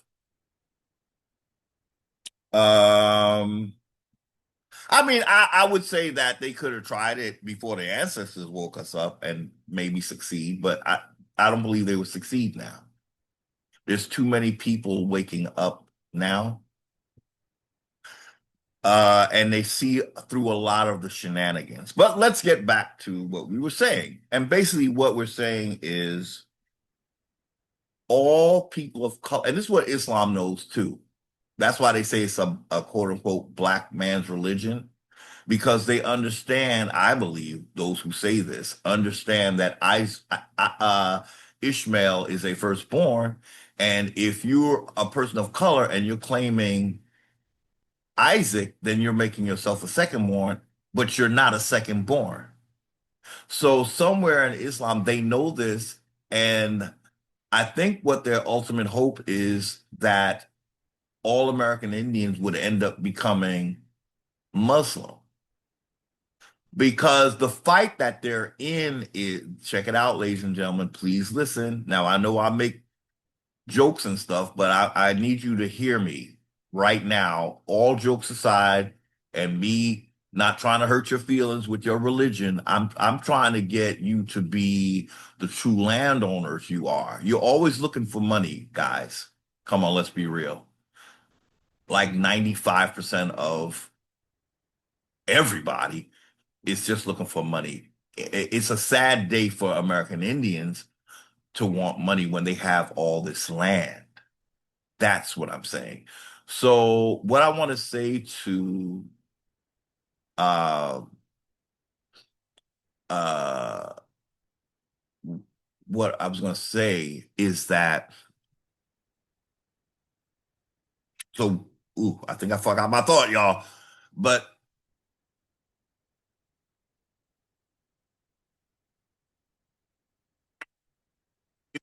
chose Isaac, he, your main guy, you're making yourself a second born. And people of color are typically known to be firstborn. So you would have to be Ishmael. And then the fight, that's what I want to get into. It's it's kind of poetic how it still ends up being a fight between two people who look alike. So here's another point by which this is not a black and white thing necessarily. But if Abraham is the father of Ishmael and Isaac, what race was Abraham? If we go with the story, right? Is that a black and white thing when you have the same father? So what's it going to be? It's going to be two Negroes fighting. What's it going to be? It's going to be a Moor fighting an American. Whites have nothing to do with that. But the Moor is trying to push whites in the middle so that he doesn't get the blows that he's supposed to get because he's supposed to be defeated. In America, the Moor is supposed to be defeated because we can't walk up in Morocco and say, y'all can't be Islamic no more, can we? So in Morocco, an American is supposed to be defeated. Do you get what I'm saying? So when the Moors get a little upset, because he say we got to be defeated. You damn right, I said it. Again, when we go to Morocco, your place of love and origin, Do we get to change you? No, we don't, right? That would be war, wouldn't it? Wouldn't it be like a jihad or something? For me as an American to go say, y'all can't do this no more. Forget about Allah. So why do you get to come over here and do that to us? More? Ooh, there he go again, attacking the Moors. If they were not in my home, I would not attack them. I promise you guys. If the thief wasn't in my home trying to steal from me, I would leave him alone. I'm trying to tell y'all, this is a fight for our lives. I'm sorry. Does that offend them more? Okay, I guess you always have a place you can go to. Where the hell am I going to go to when you take over my house? Oh, don't worry, you'll be one of us. No, thank you, sir. You can be yourself and be all you can be in Morocco or wherever else you came from outside of the Americas. You're entering a fight, ladies and gentlemen. You're entering a fight that will never be resolved until there are no more Americans. When you ask yourself, when will there be peace in the Middle East? Going to suggest or assert there will never be peace on earth until everyone is, let me say it the way I was going to say it, until there's no more Americans. No more American, quote unquote, Indians is what I mean. As long as there are American Indians on earth, I do believe that there will never be two things. There'll never be. There'll never be an Africa becoming a first world country. Africa, as long as American Indians on the earth, Africa is going to remain a fourth world country.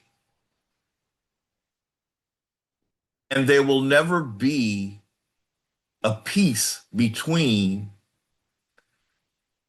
Muslims and those who identify as Hebrew Israelite, because again, this is has to do with American Indians involvement. So that's how long these two things will be in existence, as long as there are American Indians. Now, once it'll never happen, but if it were to happen that there were no more American Indians or there were no more American Indians who believe that they are not African,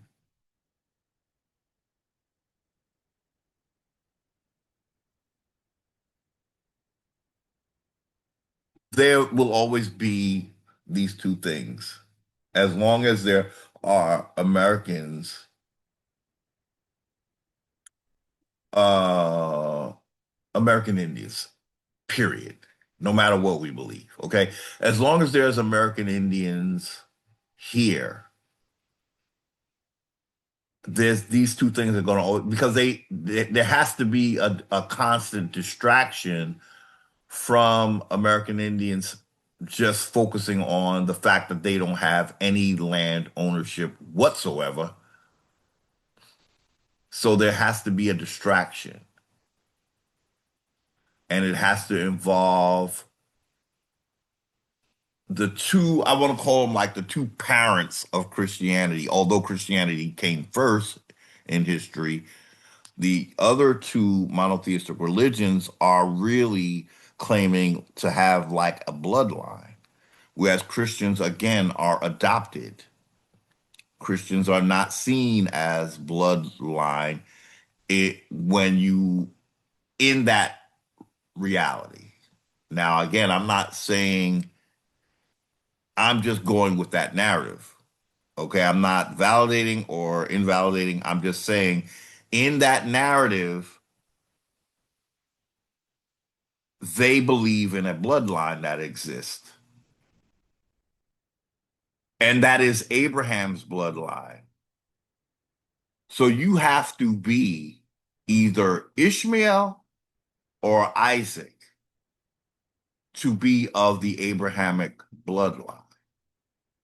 Christians, no. You are heathen, and truly you will always be heathen in their world. You will always be an outsider because you're not blood related, really. You're not seen as original blood.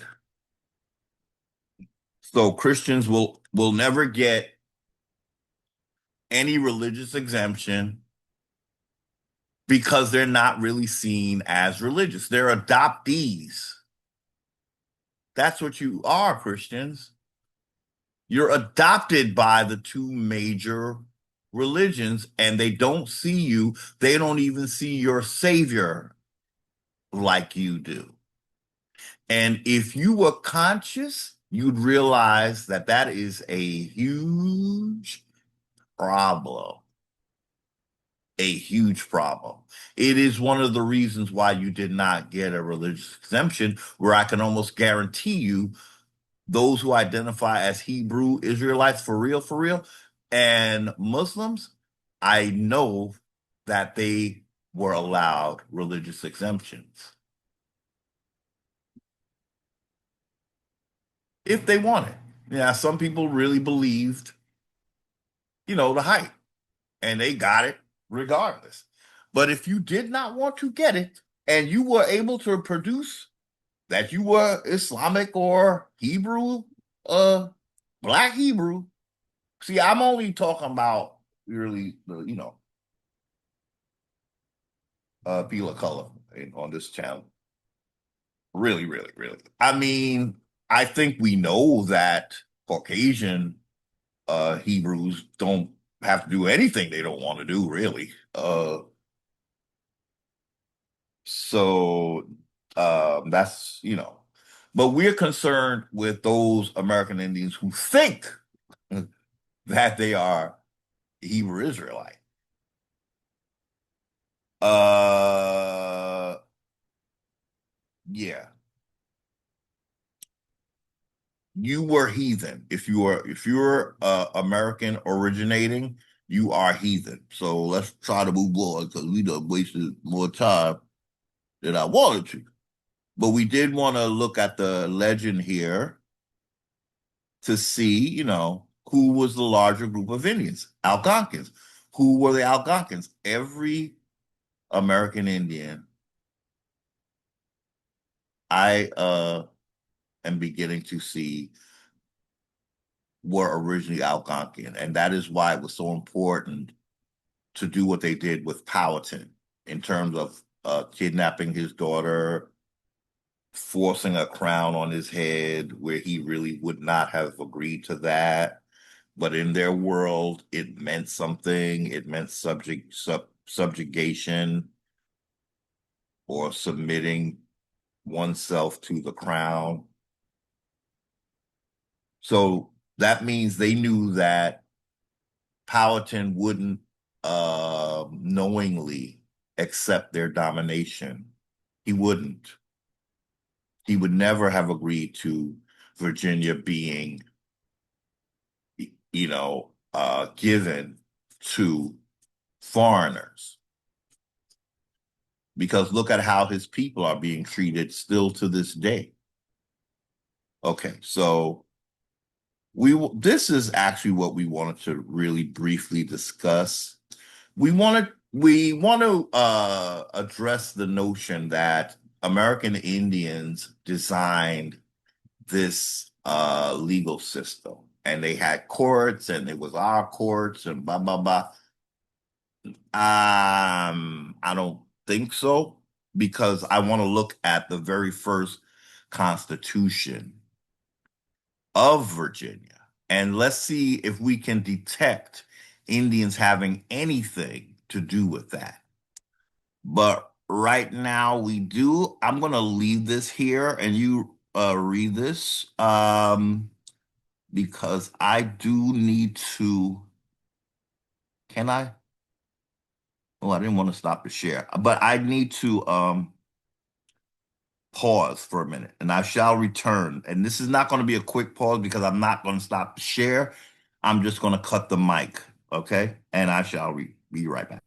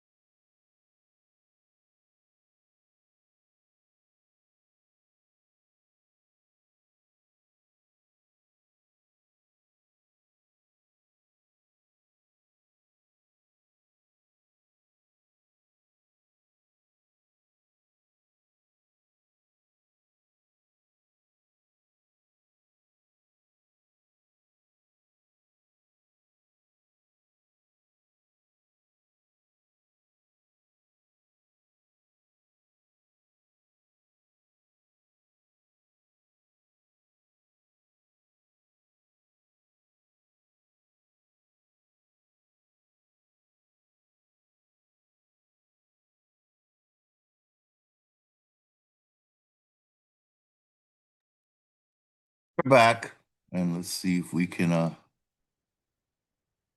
get back to our reading. Let me see, can I? Okay. So thank you for your time. So we want to really begin to understand that this entire thing was a takeover. We had very little say in this government. We did not actually create it. The story that we are told is that they modeled it somewhat after the Iroquois Confederacy system, but the Iroquois itself, the Iroquois themselves, are very questionable as to how they are dealing. Are they colonizer creations? Were they originally Algonquin speaking and writing, but because they chose to call themselves Iroquois, they had to say that they had no writing because there was no writing besides Algonquin writing? That's very important, y'all. In other parts of the world, writing counts in history, and writing counts in terms of seeing a nation or a people as civilized. And we're dealing with an Iroquois Confederacy who are seen as civilized, and but who don't have writing. So make that make sense. You're dealing with the illiterate Indians of all Indians. Algonquins had writing, y'all. Iroquois Confederacy are said to not have had a writing until colonizer arrived and formulated something that he could give them so they could not write Algonquin anymore, is what it's looking like to me. How could you be, let's do this one more time. How about this? How about this? If this thing moves out the way. Thank you. Okay, so look at Algonquin territory, look at Iroquois territory. All the cream colored area, these people knew how to write, and you're going to tell me that this little group of people did not know how to write. They had writing all around them, y'all. If they wanted to write, they could write. They were being cut off from writing in Algonquin. Now I do have to pause. I shall be right back. Let me see. Pardon, we are back. That call I had to take. Okay. So, yeah, y'all. Does it make sense that you have practically a whole Eastern woodland uh group of Indians that know how to write, but except this little group of Iroquois, they don't know how to write? It's not making sense, y'all. That does not make sense to me. Uh, so again, did they have writing that they had to deny because they're being recreated into Iroquois, which, by the way, is an Algonquin word, as we always say? They had so little of a language that they even had to be known as Iroquois, an Algonquin word. Were they Algonquins? We're going to say yes, ladies and gentlemen. We don't have to play stupid like colonizer does, okay? It's ancestor time. Time for reclaiming birthrights. And on that note, I want to say something about which we talked about before. We're going to say it again. There are some Indians that actually believe that we're in a jubilee. First of all, you're not Jew, so you jubilee you ain't supposed to be. But another issue came up in a conversation, and it had to do with if you are saying that you're a black Jew and we're in Jubilee time, so it's time for you to get your land back. What you got to understand is it was the Jew who was giving the land back. Wasn't that what it was, y'all? So an American Indian can't be in a Jubilee because he doesn't have land to return to anybody. Do you follow? An American Indian cannot take part in a damn Jubilee because a Jubilee is about those who identify as Jews giving back what they took or giving the quote unquote slaves back what was the slaves. If I'm incorrect, uh, there's the comment section. But last time I checked, it was the slaves of the Hebrews or the Jews who were being given something that was taken. So I ask you, ladies and gentlemen, by definition, can an American Indian who owns nothing take part in a Jubilee and be a black Hebrew at the same time? No, no, they can't. No, they can't. Because in our last videos, we got, shall we say, chilled by the chill juice or cooled out by the Kool-Aid or something like that. I don't know how to say. We were buying the coffee, y'all, but we shouldn't have, because some American Indians believe that in a Jubilee, they get their land back, right? Well, first of all, you're saying that the Moors took your land. That would be accurate. I'm talking about the black Moors, y'all. That's the ones who are marrying into our families, which caused the five civilized tribes to suddenly be civilized. Do you think they married white Jews to do that? No, they didn't, y'all. They were being infiltrated by black, quote unquote, Moors who are Jewish, Christian, or Islam, whichever they want. They can be any of those. An American Indian technically can only be a Christian because an American Indian is the heathen and he's not the bloodline. So technically, an American can only be Christian, but then when he gets real deep into it, he got to become a Muslim. And that's why Muslims are here telling us that it's a quote unquote black man's religion. Well, all of them are originally. So no big surprise there, but the fight that's in the family between Muslims and quote unquote, shall we say, Jews, it involves the firstborn having an issue with the secondborn. The secondborn would be of Isaac's line. The firstborn is Ishmael, who says, well, Abraham is my father and I'm his firstborn, so I should be numero uno, and I, blah, blah, blah. But that would only be between the two that are family. Indians wouldn't be a part of that because we're not part of that family. So they're not fighting for our birthright, but if we don't have an identity, we don't have a birthright. Do you follow, American Indians? Do you follow what I'm saying?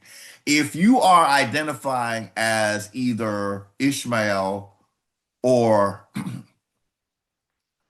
Isaac, you don't have an identity of your own, and your land actually is one of their birthright. But if you're not one of them, your land cannot be their birthright.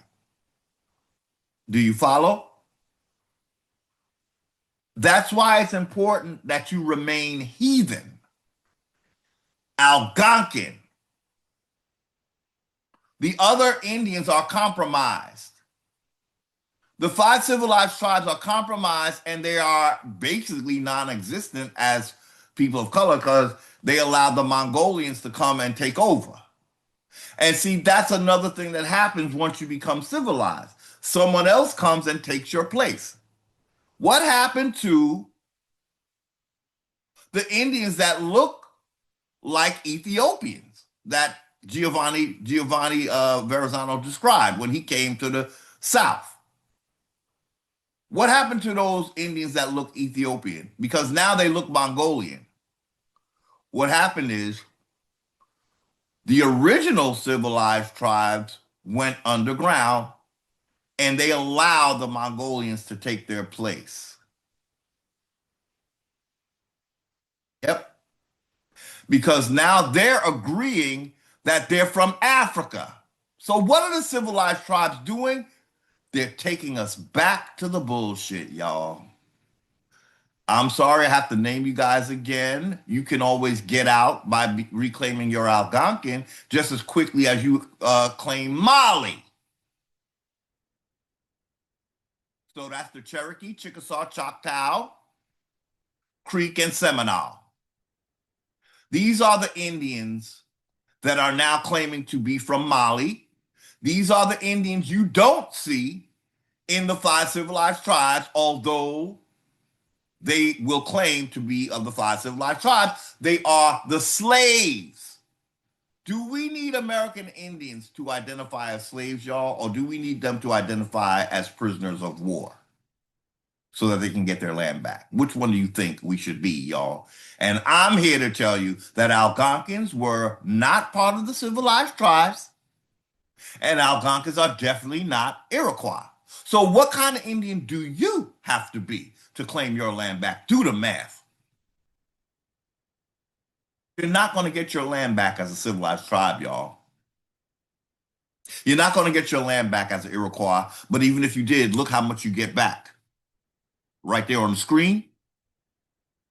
Yeah. So the Iroquois are going to have a rude awakening, aren't they? Unless they identify as Algonquin again, so they can take their writing back that they had to sacrifice for colonizer to colonize them.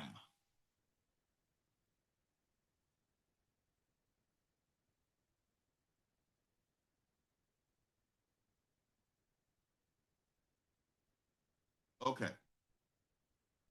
Um, it's a family feud that American Indians don't have to be part of. But as long as you're claiming their religion, they're going to think you're part of them. And then when they do accept you, you're going to be the slaves, unless you are Muslim or Black Hebrew. Even then, you're still in some kind of family feud, which is the Black Hebrew against the Black Muslim.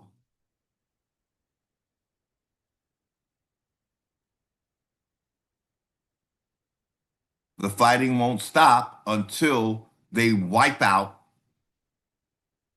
the existence of American Indians, because then you'll be Islamic. And that's what's going to make you African, because Africa is Islamic as well. So now you're back in Europe and Africa when you were originally nowhere near. That's why you have to give up the religion, y'all. Does that hurt? I didn't mean to hurt you. Isn't that a line from Mahogany?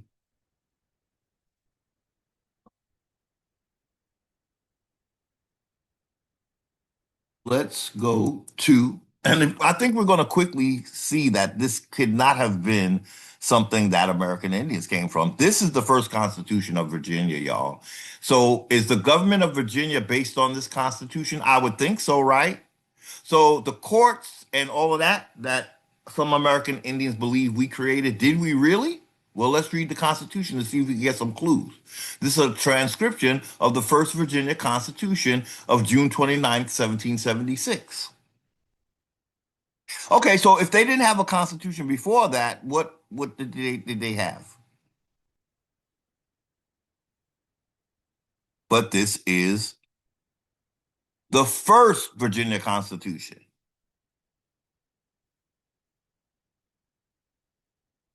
And we got to see, okay, what we're trying to get at, y'all, is there is, in this system, there is no true government without a constitution, okay? So whatever Indians are claiming to have had, it was not legitimate because they didn't have a constitution.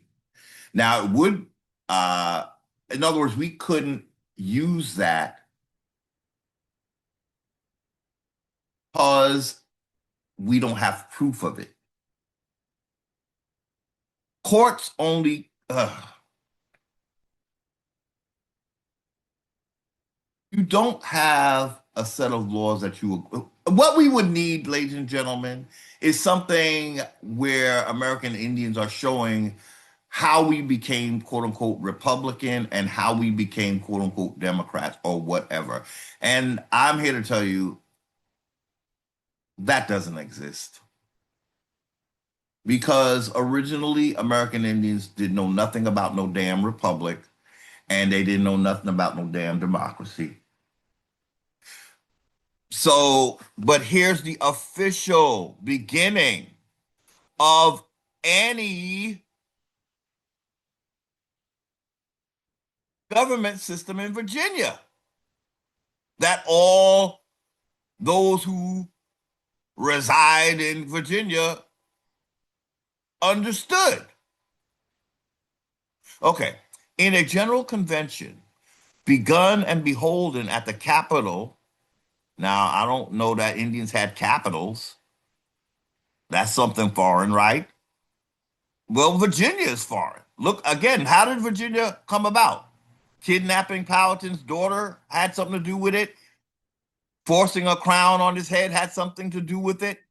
Did we agree to this? No, we didn't. Okay. I'm sorry. Chief Powhatan definitely did not agree to his daughter being kidnapped as a means to get him to stop fighting. But that's what caused him to stop fighting. And he realized that he was already too, with his daughter being gone, y'all, it was going to bring in foreigners. With his daughter marrying a foreigner, that became Virginia's elite over all the quote unquote Negro Indians. That's what happened. We once they got to our no what we would sort of see as our royal family, but it wasn't in the European sense. Powhatan was a paramount chief, so he was like a great leader. Once the leader's family is infiltrated, the infiltrators are now going to say that their family are the leaders, their family that don't look like the original people. So that's what happened. That's how Algonquins disappeared. I think our identity is really being used by the British and whoever other Europeans are involved. But remember, they are originally Black Moors. At this time, they are Black Moors.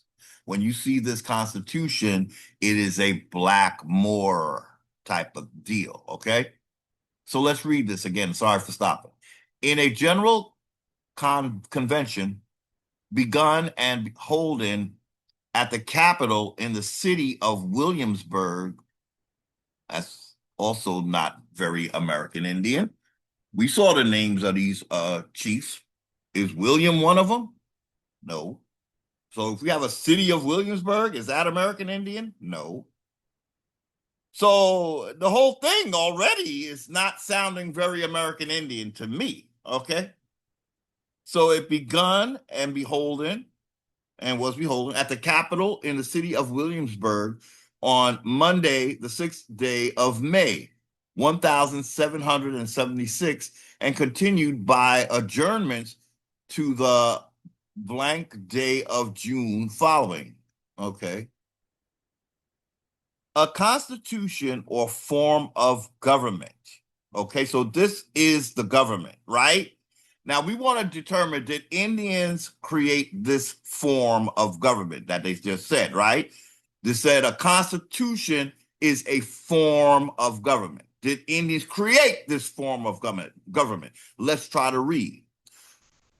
Agreed to and resolved. Now, we just said Powhatan didn't agree to his daughter being kidnapped. He did not agree to a crown being put on his head. Definitely didn't agree to the crown, meaning that he was a subject of England. How do you get a crown and become a subject, though? Isn't that interesting? But they knew this man was so key that they had to. up the ante, they put a crown on his head that made him subject to them. It didn't make him as if he was a king. It subjugated him and it subjugated his people to a foreign king. So a constitutional form of government agreed to, yeah, we know that's not fully true, right? And resolved upon by the delegates and representatives of the several counties and corporations in Virginia. Now we saw how big Virginia was, right? But by this time it's smaller though. But it originally Virginia was the entire United States. But okay. It was all trickery, y'all, because now we understand that the idea of what they call, oh gosh, manifest destiny. In other words, they're saying manifest destiny is why they had to stretch the United States to the Pacific Ocean, but actually it was just the charter of Virginia that they were manifesting. They were manifesting. See, they made Virginia, but they didn't take over all the parts of where the Indians were, right? So they just called the entire thing Virginia, but the people that were on those lands outside of the 13 colonies didn't know nothing about it, right? They wouldn't agree to this.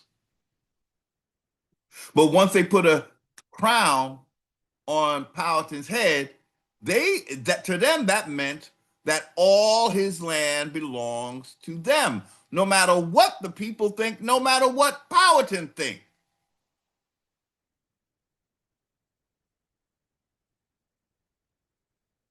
So they knew that little by little they would be taking over the entire continent. But did the Indians know about this? No.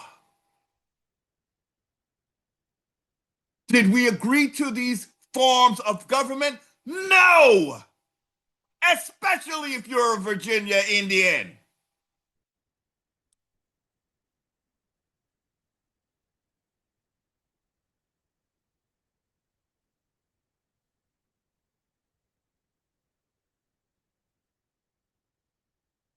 Constitution, restarting again, sorry.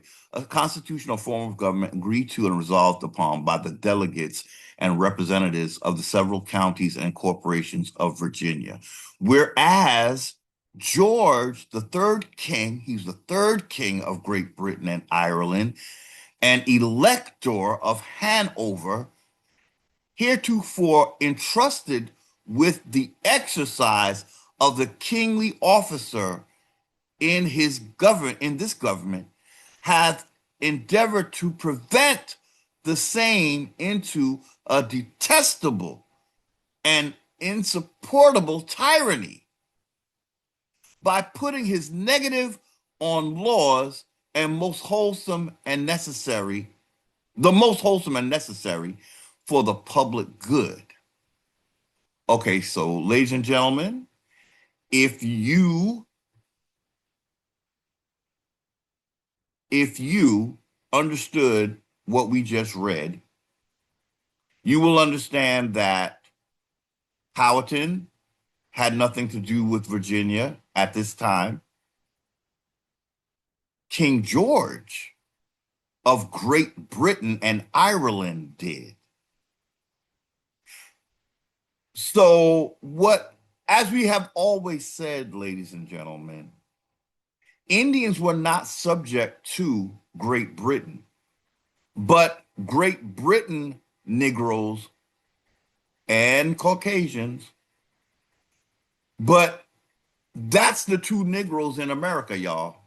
The ones that are trying to break away from King George of Great Britain and the American Indians. But American Indians have forgotten that they are not one and the same because they did not have a king, because they are not Great Britain. Did we create the court system in Virginia, or was that something that people breaking away from King George, the Negropean, is that a court that they created? This is what Amenhotep Shafes El Bey told us in the article we read by him. He said this government was created by Moors for Europeans and Moors. Black Europeans are Moors. Europeans are Caucasian. That's what Amen Chavez, Amenhotep Chavez El Bey told us, but nobody wants to pay that. No, never mind. They want to insist that American Indians built this government. Oh boy. So this is their constitution, and their constitution is based on them breaking away from Great Britain. Were American Indians subject to Great Britain? Okay, so did we create this government? No, we didn't. No, we didn't. Anything before this Constitution was just them marrying into our families and them setting up any government. But that would have been based on the king, because now, only now, are they breaking away from the king with this Constitution, y'all. Do you understand what I just said? Because I barely do, but I know I know what I meant when I said it, y'all. Whatever government we had before this Constitution was a government dominated by King George. Do you understand, American Indians? So when you hear an American Indian saying we built this system, no, you didn't. King George did. And he was a foreigner. Now, the other narrative coming up, y'all, I'm telling you, the Moors, they are coming up with the most craziest things you ever heard. Now they're saying King George was an American, uh, basically an American king. So what they don't understand is that, first of all, you're putting us in some kind of Great Britain construct by even suggesting that we had a king, because it wouldn't have been it would have been something he created and not the people created, whether they're American Indians or whether they are subjects, Negropean subjects. They did not create this system. Their constitution is the very first constitution of Virginia that we're looking at. They are detaching themselves from the government that they knew. The government that they knew was dominated by the King of Britain, King George of Britain, not of America. So let's read the kind of government they had before this Constitution, because it will tell you that it was dominated by King George, not Powhatan, not even Chief Virginia. This has nothing to do with those two chiefs, y'all. Not a damn thing. Whereas George III, King of Britain and Ireland, last time I checked, Britain and Ireland is in Europe, y'all. But guess what? A more will fight. Well, there's a Britain and an Ireland in America, too. Yeah, because you are liars and you need to be dubious to get your lies to even make sense. It's always a two for sale with you. It's always a two for sale with you damn Moors. That's the only way you get to lie, is to say that, but there was a Britain in America. You're a damn liar.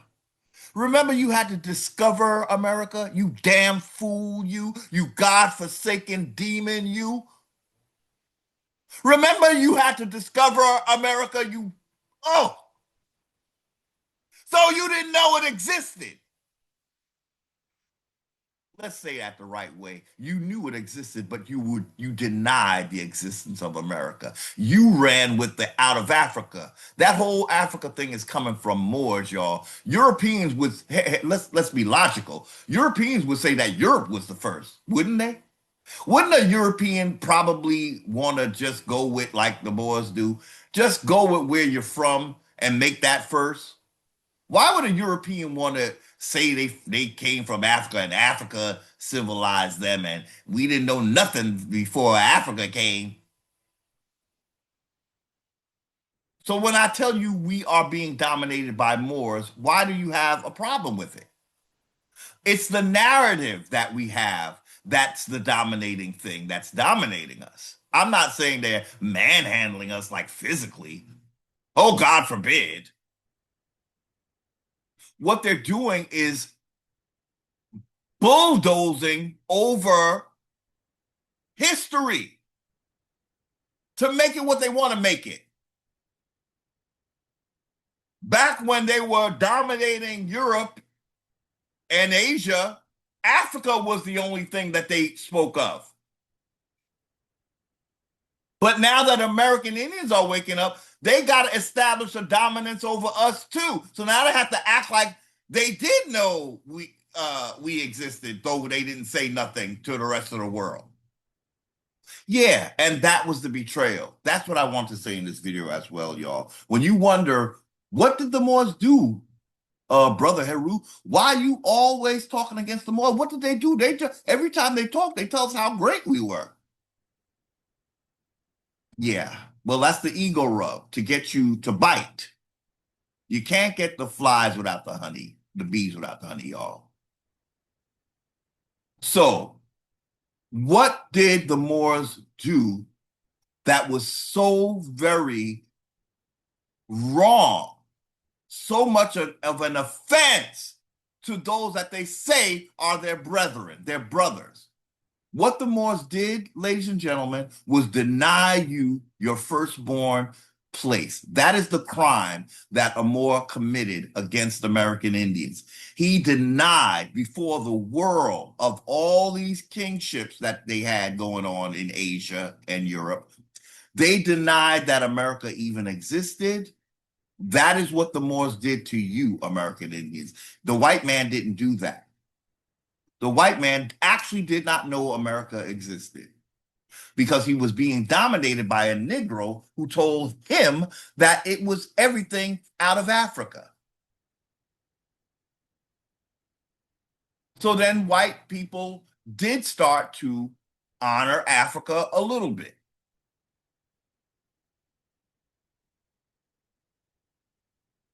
But the lie and the betrayal that the Moors committed against Americans is the sin of omission in their world. They omitted us from history. That's what they did. And it'll take time for American Indians to understand how very serious a crime that is. That is a very huge offense against American Indians by this Negro who insists that he's the best thing that ever happened to us. No, you're not. You're the absolute worst thing that happened to American Indians because you look like me and you're peddling lies, so it makes me look like a liar as well. It makes me look like I don't know what I'm talking about because you have convinced the world that everything came from Africa when the truth is America is older than Africa, and the Moors knew this, y'all. I'm telling you, the Moors knew this. So the next question, the next logical question, why are the Moors denying America? And they're only claiming it now because your American is waking up. It's too late, Moor. You already betrayed Americans. Why don't you go home? Oh, that's right. Part of the betrayal is so that he can reside in our home and live off of us and use us as a means to dominate the rest of the world, his world. But to do that, he has to get us to be him so he can take the credit for being the first when everything he does is acting like a second born. Not all second borns are demonic. I'm just saying this particular one is the Black Moor. Secondary himself, and then he's coming for the firstborn and trying to secondize them too. When I tell you Moors don't like firstborns, I mean what I say. They got it pretty much screaming out from the pages of their scriptures how much they detest firstborns because firstborns have a birthright that they need them not to have. So, why did the Moors betray American Indians? They did not want the world to know where they came from and how they ended up in Africa. That was an expelling. That is why the Moor is betraying American Indians and only now trying to really run this lie that we are all the same. We are not the same. Remember, we were heathen. Remember that part, Moors, when all American Indians were heathen and you were monotheistic? Remember that part? Okay, that's where we are not the same.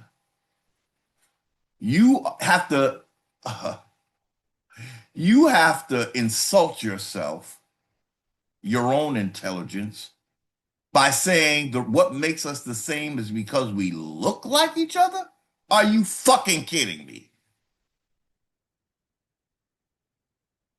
Your ignorant ass knows that it takes much more than looking like a people to be that people. But that's all you have, right? So you got to use it because we couldn't be more different in our spirituality. You serve a sacrifice, bloodthirsty deity more. We didn't. That was not our deity of choice. It was your deity of choice. Set is your deity of choice. That is why the Moors are different from American Indians. The entity that they are worshiping is seeking to take something that doesn't belong. And so a whole religion is created to facilitate that theft and make it seem legitimate. Meanwhile, they have a substitution rituals that allow them to drink the blood and eat the flesh as a means to become that which they are stealing from. Didn't they say that they used to eat the lynched American Indians? Okay, so that's an example of them trying to be us so that it wouldn't seem like they're committing the most heinous crime on earth. So they want to replace us. They have a substitution religion where the sinner gets away because he has somebody that offers himself to die for their sins. That's what the Moors need. They're the only ones who need that because they're the only ones really trying to steal every birthright on earth. Let's finish reading this. A constitutional form of government. Aha. Okay, we read it already. Whereas George the Third, King of Great Britain and Ireland, and Elector of Hanover, heretofore entrusted with the exercise of the kingly officer in this government. So King George was the king, excuse me, the kingly officer of this government. Does that sound like American Indians created this government? Again, before this constitution that we're reading, it was domination by a king, y'all. Do you understand that American Indians would have no need for this kind of thing? We already had Powhatan, and that was our dude. So who is this King George and who's he dominating? Negropeans, not American Indians.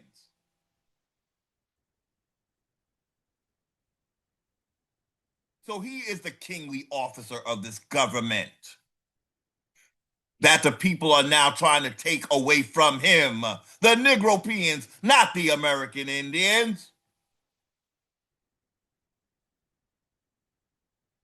So King George, and let's be clear, because there's a bunch of King Georges now popping up because the Moors need to convince us that we had a king now. So now we got to believe that we had a king that we were breaking, and that's why we created this government. We would have had a government before this form of government, y'all, because we were here before this king existed and before the Negro peon under him was here. We were here before that Negro too. That's a Moor.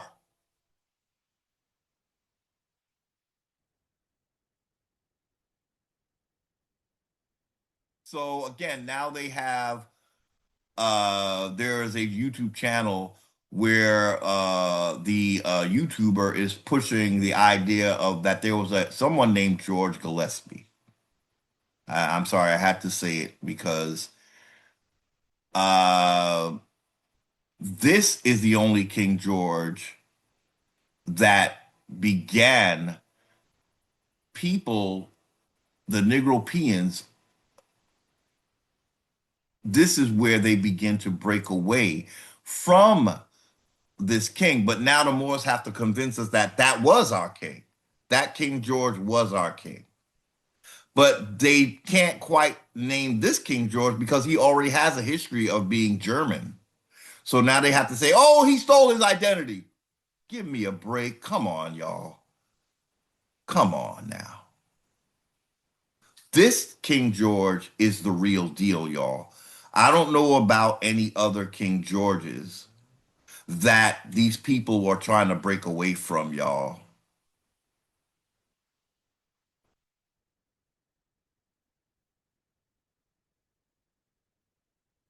Okay? Let's look quickly. I'm going to bring out my phone that you can't see because I'm not on camera. But let's see. Let's see, when did George Washington? I'm sorry. When did he rule? We just looking while we're looking at this document. Uh, because they're starting to conflate the King Georges, y'all. That's the thing that the Moors have to do. If you can't come up with one, you got to have a bunch so that the people get confused and they just throw their hands up in the air and say, "Well, I guess they're all the same." That's what the Moors. That's not what they have to reduce themselves to.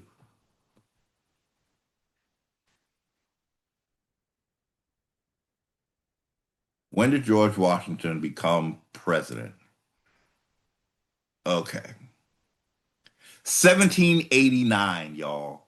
So this King George is not George Washington. Okay, this King George that they're talking about was before George Washington. The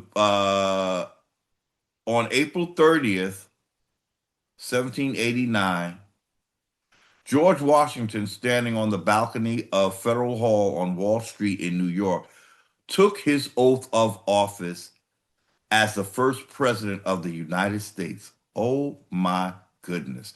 I did not know this happened on Wall Street, y'all, in New York. And you know what they say about Wall Street. But anyway, New York. New York produced the first president of this fucking contemptible corporation masquerading as a government. April 30th, 1789 is when George Washington, standing on the balcony of Federal Hall on Wall Street in New York, took his oath of, oh my God, whew, took his oath of office as the first president of the United States, y'all. I don't know if I knew that, but now we know that if you didn't know. Okay, so let's see what time George Gillespie came on the scene. When did George Washington Gillespie? Okay.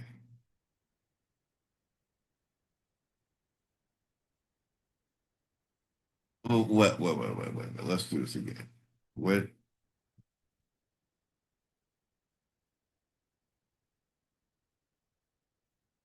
let's see. When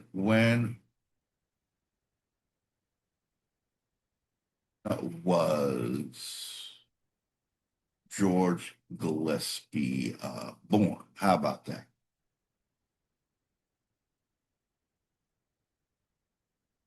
Hmm.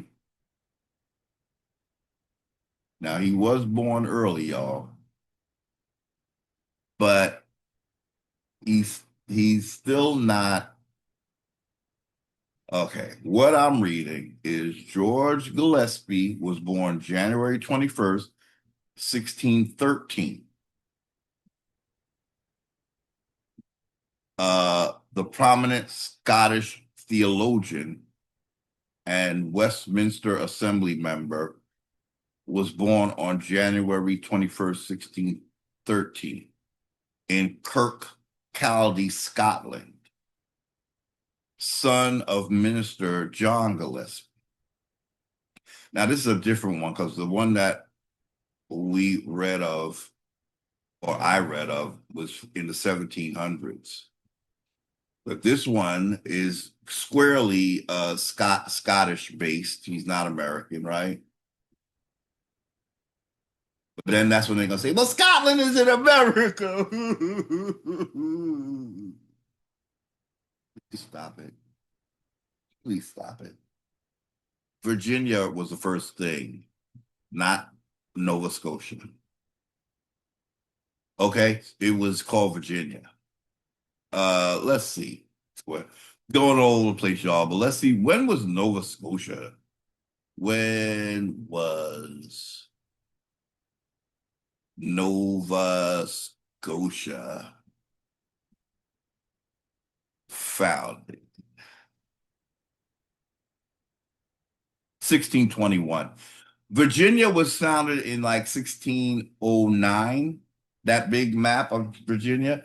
Nova Scotia comes like a decade later in 1621. So there was no Scotland in America before 1621. By that time, there was already a Virginia in like 1609. So we can't say that there was a Scottish king named George in the Americas because there was no Nova Scotia in the Americas.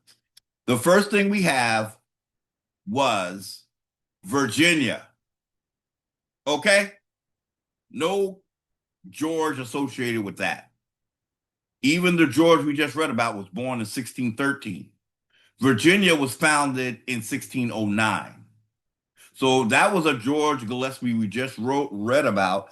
He didn't exist until 1613. He was born in 1613. So he would have been a baby, y'all.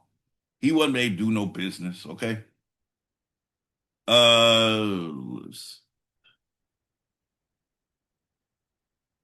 and unfortunately we have to go there because this is what is being promoted now. But I think they're trying to make one King George out of all these different King Georges. I think that's what the Moors are doing now.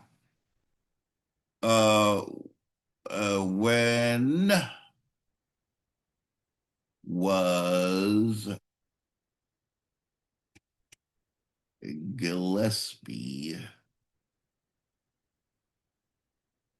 born? So it keeps bringing up this guy from 1613.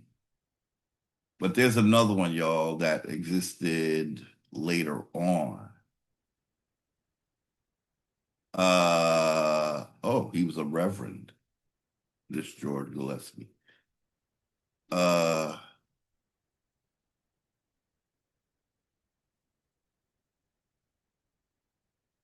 Definitely Scottish, and that's very Moorish, y'all. Very Moorish. But he came too late because um, there was already a Virginia when there was no Nova Scotia. Excuse me. Okay. Okay. There's another one. Okay. Here's the one I'm thinking of. 1771. Okay. So George Gillespie, the one that, wait,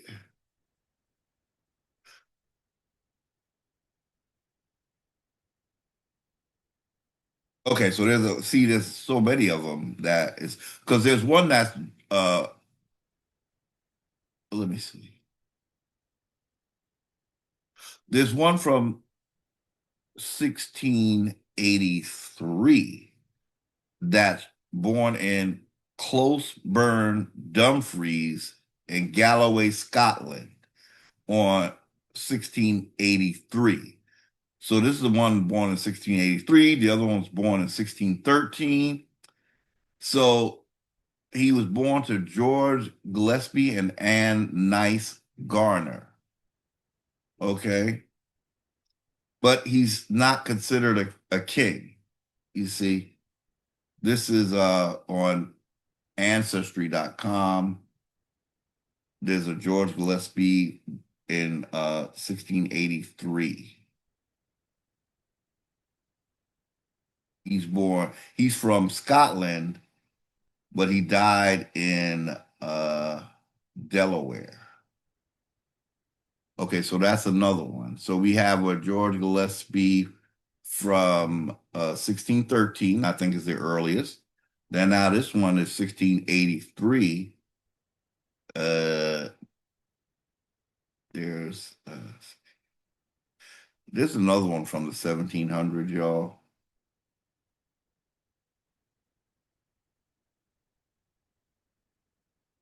So there's one, George Gillespie, 1683 to 1760. So he died before this King George that we're looking at on the screen, right? But this wasn't a king, he's a reverend. Glasgow, Lancashire, Scotland, United Kingdom.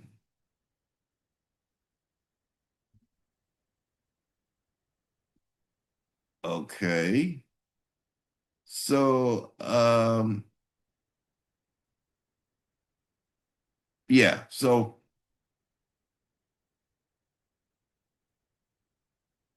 yeah, I'm just trying to get to the George. Let's be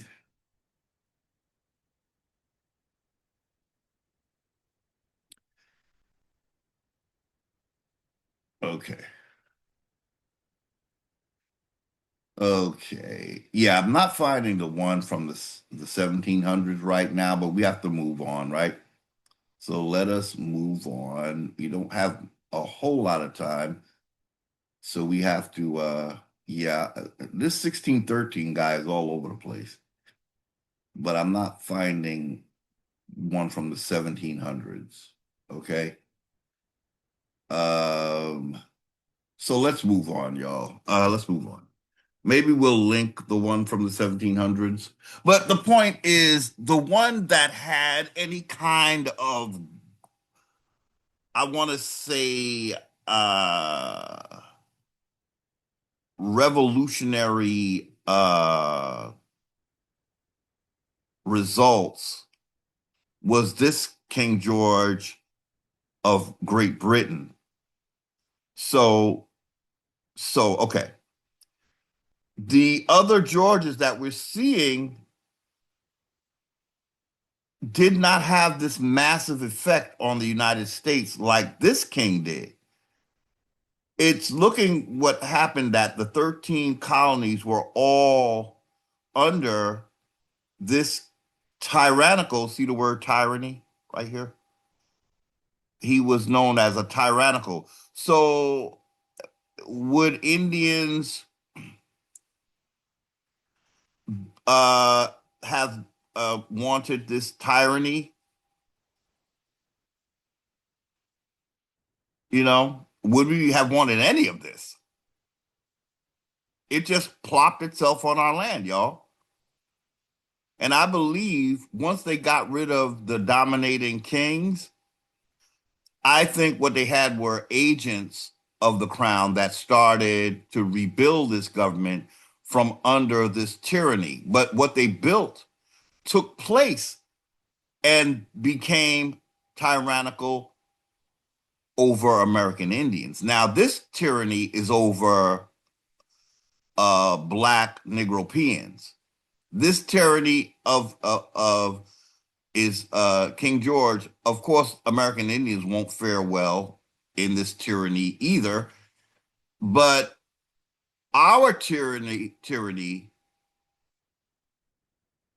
was under the system that came after King George was basically uh, ousted because they didn't want King George to dominate them, right?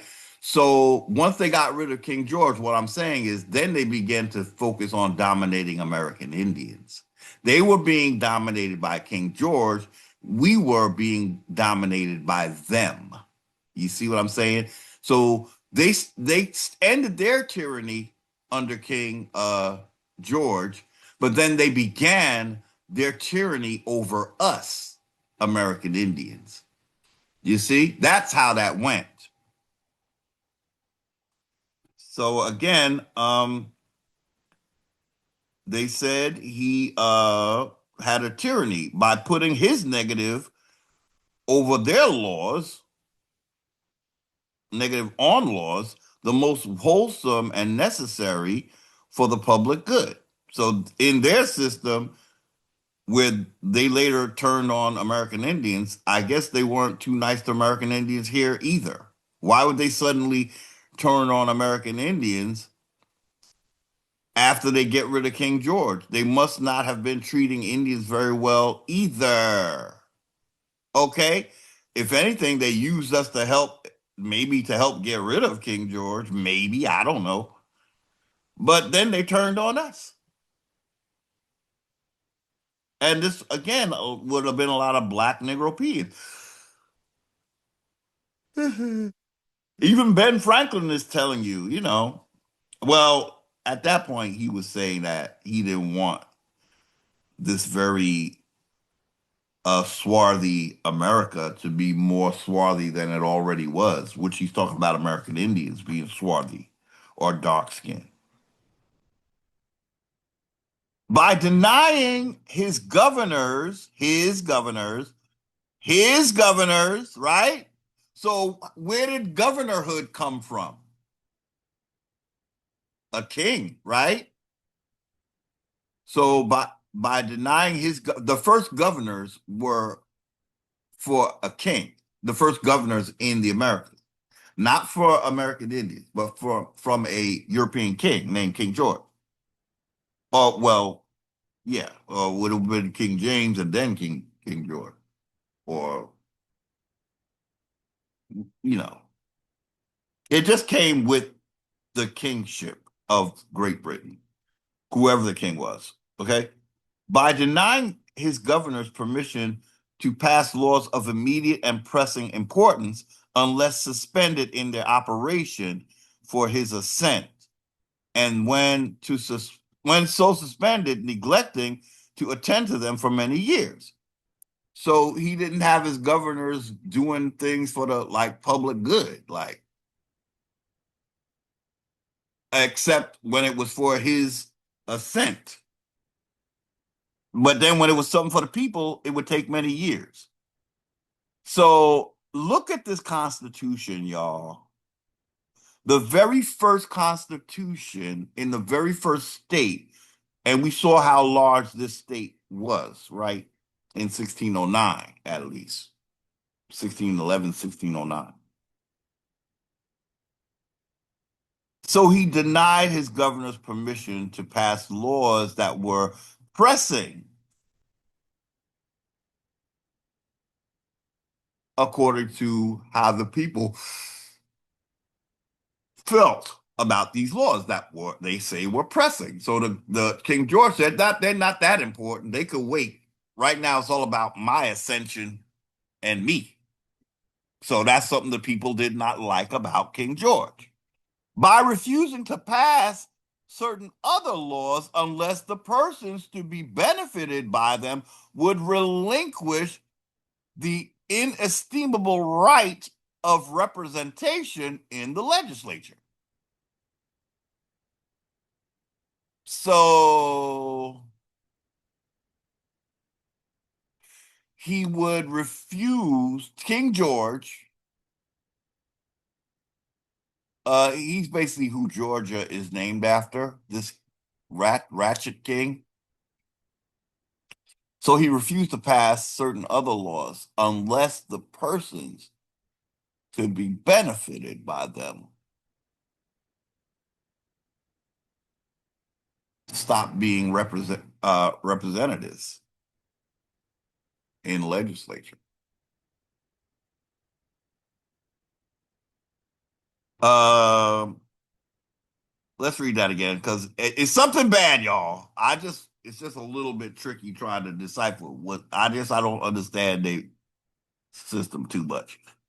So King George refused to pass other laws unless the person would relinquish the inestimable right of representing the people in legislature, is what I'm getting. So he's not trying to help the people, y'all, in their representation. By dissolving legislative assemblies repeatedly and continually for opposing with manly firmness, that's what let me know that this government that American Indians say they created was run by men. Now you have a mate well, I guess what well, Algonquins were not completely matrilineal, but so the Virginia Indians, I don't know if they were just matrilineal, but it's clear here that the women were not part of this. It said with manly firmness. I don't know. It just seems to me that there it is indicating that this was men's uh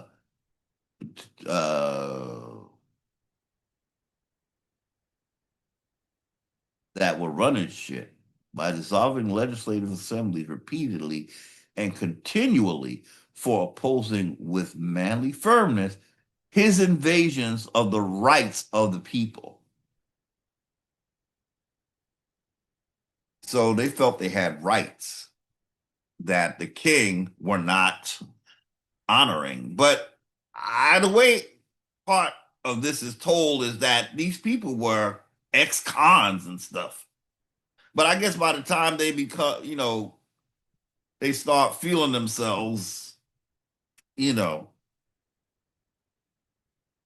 they don't see themselves as convicts anymore, I guess. They figure, I'm here, and you're treating me like a convict, but I'm here on your behalf representing you, and you are just trying to take advantage of me. Now, this would be the pilgrims we're talking about, the black pilgrims, I would say. Because I think that's how they infiltrated, y'all. They had to look like us to win our trust. They married into our families, but they're pushing a whole European sensibility onto us and the whole Christian religion onto us. All of that, okay? When dissolved by refusing to call others for a long space of time, thereby leaving the political system without any legislative head. So he dissolved the rights of the people, and then when they were dissolved, he also refused to call others for a long space of time. Oh wow! So he just wouldn't. They didn't know what they were doing, They didn't. It's like they didn't have any leadership, legislative head. Okay. Okay. By endeavoring to prevent the population of our country, and for that purpose, obstructing the laws for the naturalization of foreigners. So he wasn't having, uh, I guess he wanted to control the colonies. So maybe that's why he didn't want, at that time, foreigners. By keeping among us in times of peace standing armies and ships of war. So does this sound like something American Indians had, y'all? Armies and ships of war, you know? By effecting to render the military independent of and superior to the civil power by combining with others to subject us to a foreign jurisdiction. I'm sorry, foreign jurisdiction giving his assent to their pretended acts of legislation. Ordering large bodies of armed troops among us. See, this is not something American Indians, I think, would be part of. I don't think Indian,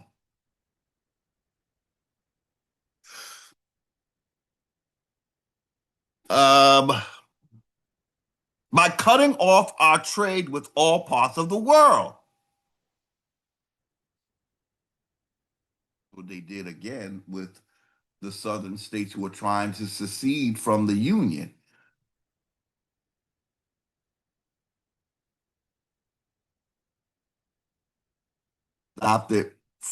They stopped them from having any kind of trade. The government wants to control all of that, really. For imposing taxes on us without our consent. That's what they're doing to American Indians as well. So let's look at this. We got the colonists, the pilgrims, not wanting to be taxed by their king, but then when they get in charge, they are taxing Indians not taxed. That was 1787. But again, this is 1776, so they're still trying to break away from their uplink.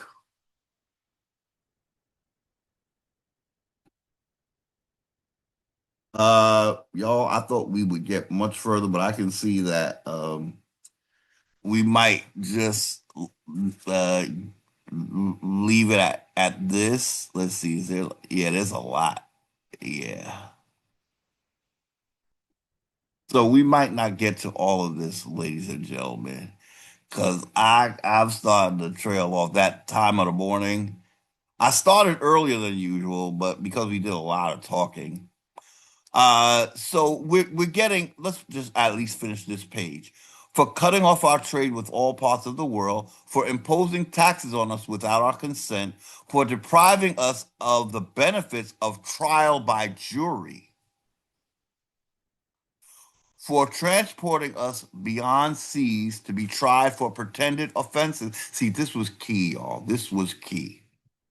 If this were an American made government and King George was our king, how is it that these pilgrims are getting transported beyond seas to be tried for pretended offenses? It's not about the offenses, it's about beyond the seas. So their king lived somewhere beyond the seas. So this was not an American government because where would we go to or where would we transport these people to if it's not on this landmass? And it's beyond seas. I mean, they're saying he's Britain, right? He's in Britain. Is so Britain is not in America, right? if they're transporting people to be tried, and he's the king of Great Britain, as we see up here, king of Great Britain and Ireland. So that means Great Britain and Ireland are not in the Americas, because down here we find out this is one of the biggest things I want to show here about this particular setup. It's not American based. Transporting us, these are Negropeans, not American Indians. Transporting Negropeans beyond the seas to be tried for pretend offenses. Where are they going to? It has to be Great Britain or Ireland. For suspending our own legislatures and declaring themselves invested with power to legislate for us in all cases whatsoever, by plundering our seas, ravaging our coast, burning our towns, and destroying the lives of people. So I think we're going to cut it here, y'all. We really did want to get this in to this, so we get a description of what kind of, okay, what we want to say now, because there'll still be Indians saying, well, that they were talking about their legislature, which was our legislator, and I'm saying no, it wasn't. What American Indians have to read this and understand is that none of this government was by you or for you. You didn't have a king, but that's what they're going to have to say now to make you a foreigner, that this was your king who lived in Great Britain and Ireland, Europe. American Indians are not allowed to be American. I don't know if people understand that. So American Indians will say, well, our government was the one that King George was dominating.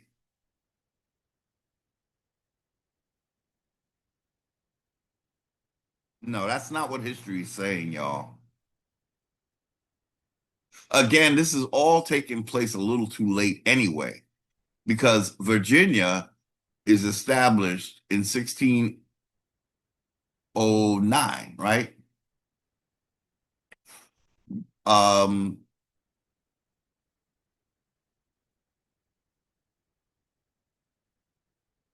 1609, and it was done, as we keep saying, with a lot of trickery involving Chief Powhatan, and as well as the kidnapping of his daughter. How did we willingly take part in this government when all of these elements are happening that show a reluctant paramount chief,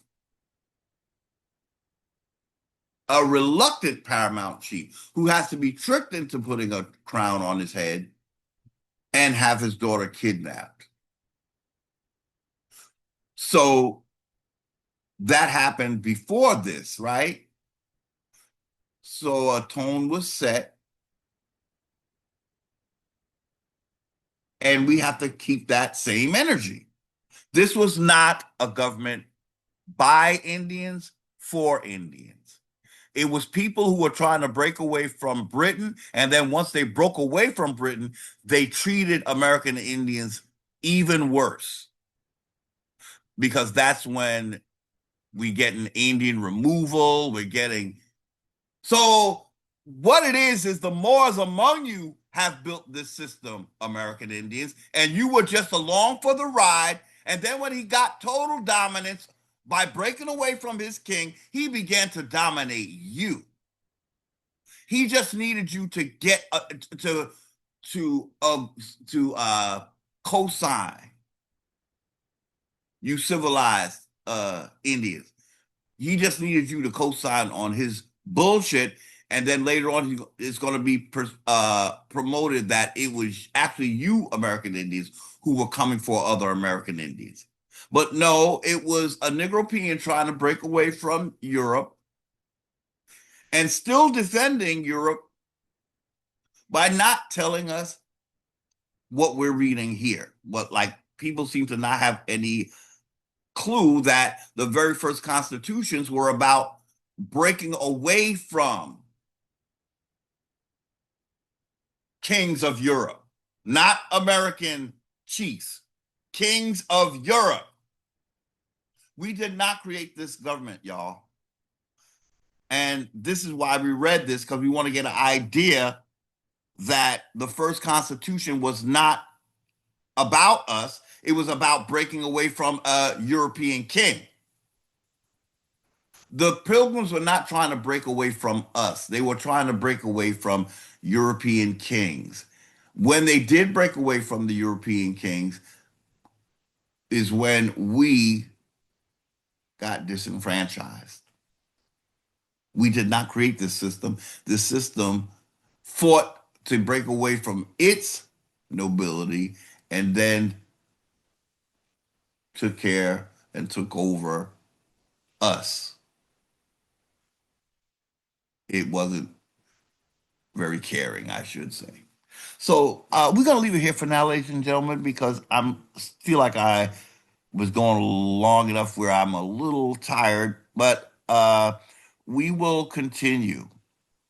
We got enough of this. I don't think we really need to read the rest of it. We can get a little preview. Inciting insurrections. Oh, wait a minute. Suspending our legislatures. We didn't even finish this. Trial by jury, transporting us beyond the seas, for suspending our own legislatures and declaring themselves invested with power to legislate for us in all cases whatsoever, by plundering our seas, ravaging our coast, burning our towns, and destroying the lives of our people, by inciting insurrection of our fellow subjects and with sorry, with allurements, okay, of forfeiture and confiscation.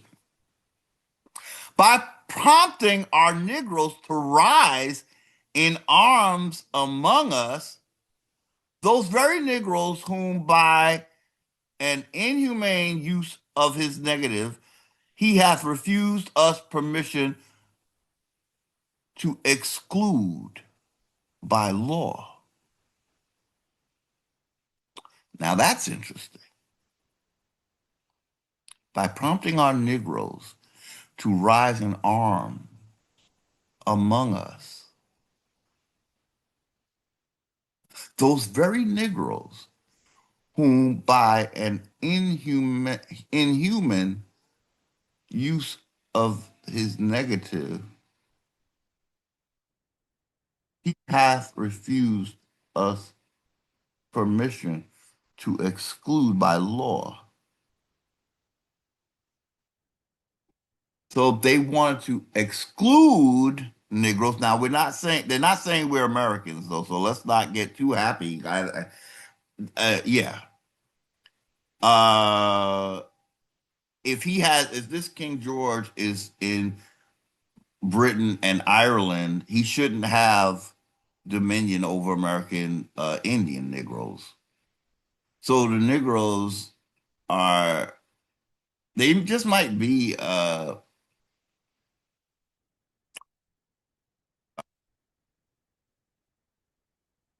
children of the Negropeans, the Black Europeans.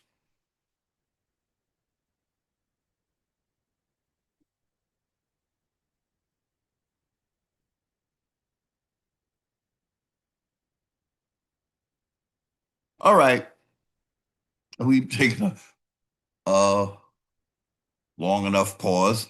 I think it's time to uh, close out the video for now. We shall be back. Again, we're reading from the first Virginia Constitution of June 29th in 1776, trying to establish that this King George should not have had a dominion over American Indians, so we can't be sure those Negroes were American Indians. It could be that these were the mulattoes, and he was turning the mulattoes against the darker Negropeans, or something to that effect.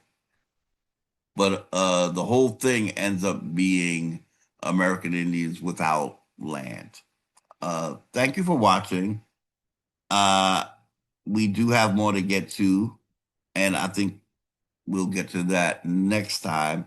Till then, be and stay American, so-called Indian.